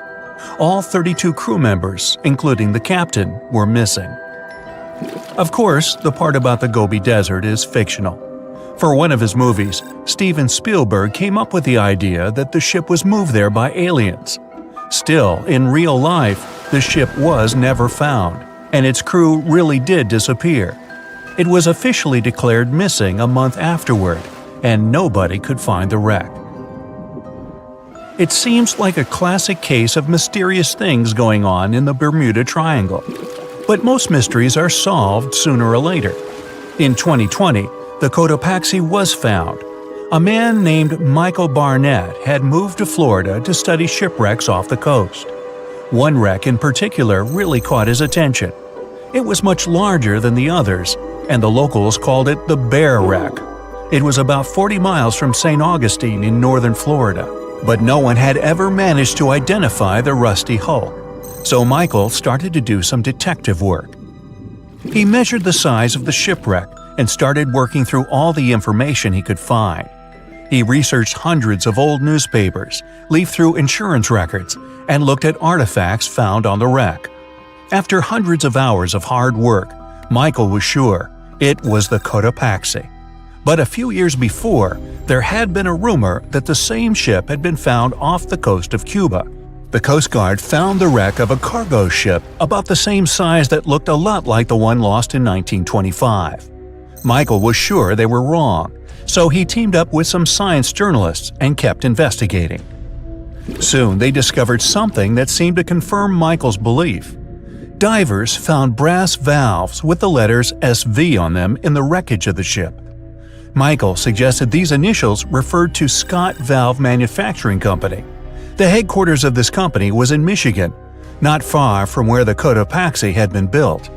The company had probably supplied parts for the Cotopaxi. So the puzzle seemed to be solved. The Bear wreck was really the missing cargo ship. But Michael still needed to work out why the ship had sunk. Did something mysterious really happen to the Cotopaxi in the Bermuda Triangle? Later, Michael found the testimony of the ship's carpenter among some old papers. The carpenter claimed that the hatches covering the coal on the ship had been in a terrible condition before it sank. Repair work on the covers wasn't finished before the crew got the order to sail to Cuba. So if the hatch covers were still broken during the trip, water could have easily gotten on board. This water probably flooded the hold during the tropical storm. This was the real reason why the Cotopaxi went down. There was really nothing mysterious about it. It was just a mistake made by ordinary people. But this is just one example out of dozens, or even hundreds, where ships and planes have gone missing in the Bermuda Triangle. We still can't explain some of these incidents. It seems like there really is something weird going on there. One of these strange events happened in 1948. A passenger jet was headed for Miami from San Juan, Puerto Rico.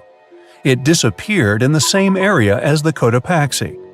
The 32 people on board vanished without a trace. The weather was clear throughout the flight, but experts think that when the plane was about 50 miles from the coast, it could have been hit by a strong wind that knocked it off course. Years later, a similar plane was found in the area of the Bermuda Triangle, but because no one could work out the registration, it was impossible to say for sure if it was the same one. Something even stranger occurred not long before, in 1945. 5 planes went missing all at the same time. Some trainee pilots were practicing their navigation skills, but when they'd finished, it seems they couldn't find their way back home and disappeared. Many people assume they just ran out of fuel. This seems likely, but still, the circumstances were really strange. The trainees were being supervised by an experienced pilot who had 2,500 hours of flight time. He would never have let a group of newbie pilots get that far away from their base. Even now, people still debate what could have happened. Some insist the pilots ran into something supernatural out there in the Bermuda Triangle. But who knows? And here's another freaky thing that happened there which no expert has been able to explain: time travel.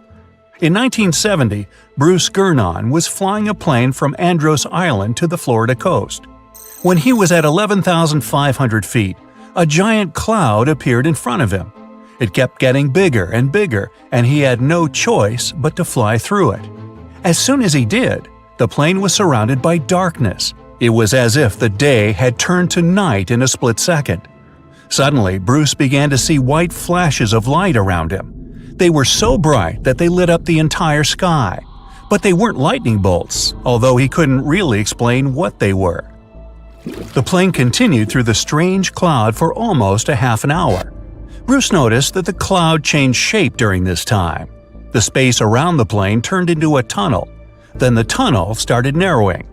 Bruce became really tense as he tried to cope with the plane's controls. All his instruments and navigation equipment were going crazy, and the electronics stopped working. Then, a white light appeared at the end of the tunnel. Just like in the movies, the plane escaped the closing cloud tunnel at the very last second. Everything was fine, but now Bruce found himself in some white fog. He had no idea where he was. Then he managed to contact ground control. He was shocked when he learned that his plane was already in the airspace above Miami. It seemed that something impossible had happened. Bruce was meant to cover a distance of about 250 miles during the flight. This usually took 1.5 hours, but he had managed it in just 47 minutes, almost 2 times faster than normal. When Bruce landed, he went to check the amount of fuel left in the tank. It turned out he'd used up a lot less than the normal amount of fuel as well. Could there be a logical explanation for the time-traveling plane? Well, records show that a large number of sunspots were detected on the surface of the sun that day, and there was a strong solar wind. This could easily have made the electronics and devices on the plane go crazy. But what about the mysterious cloud?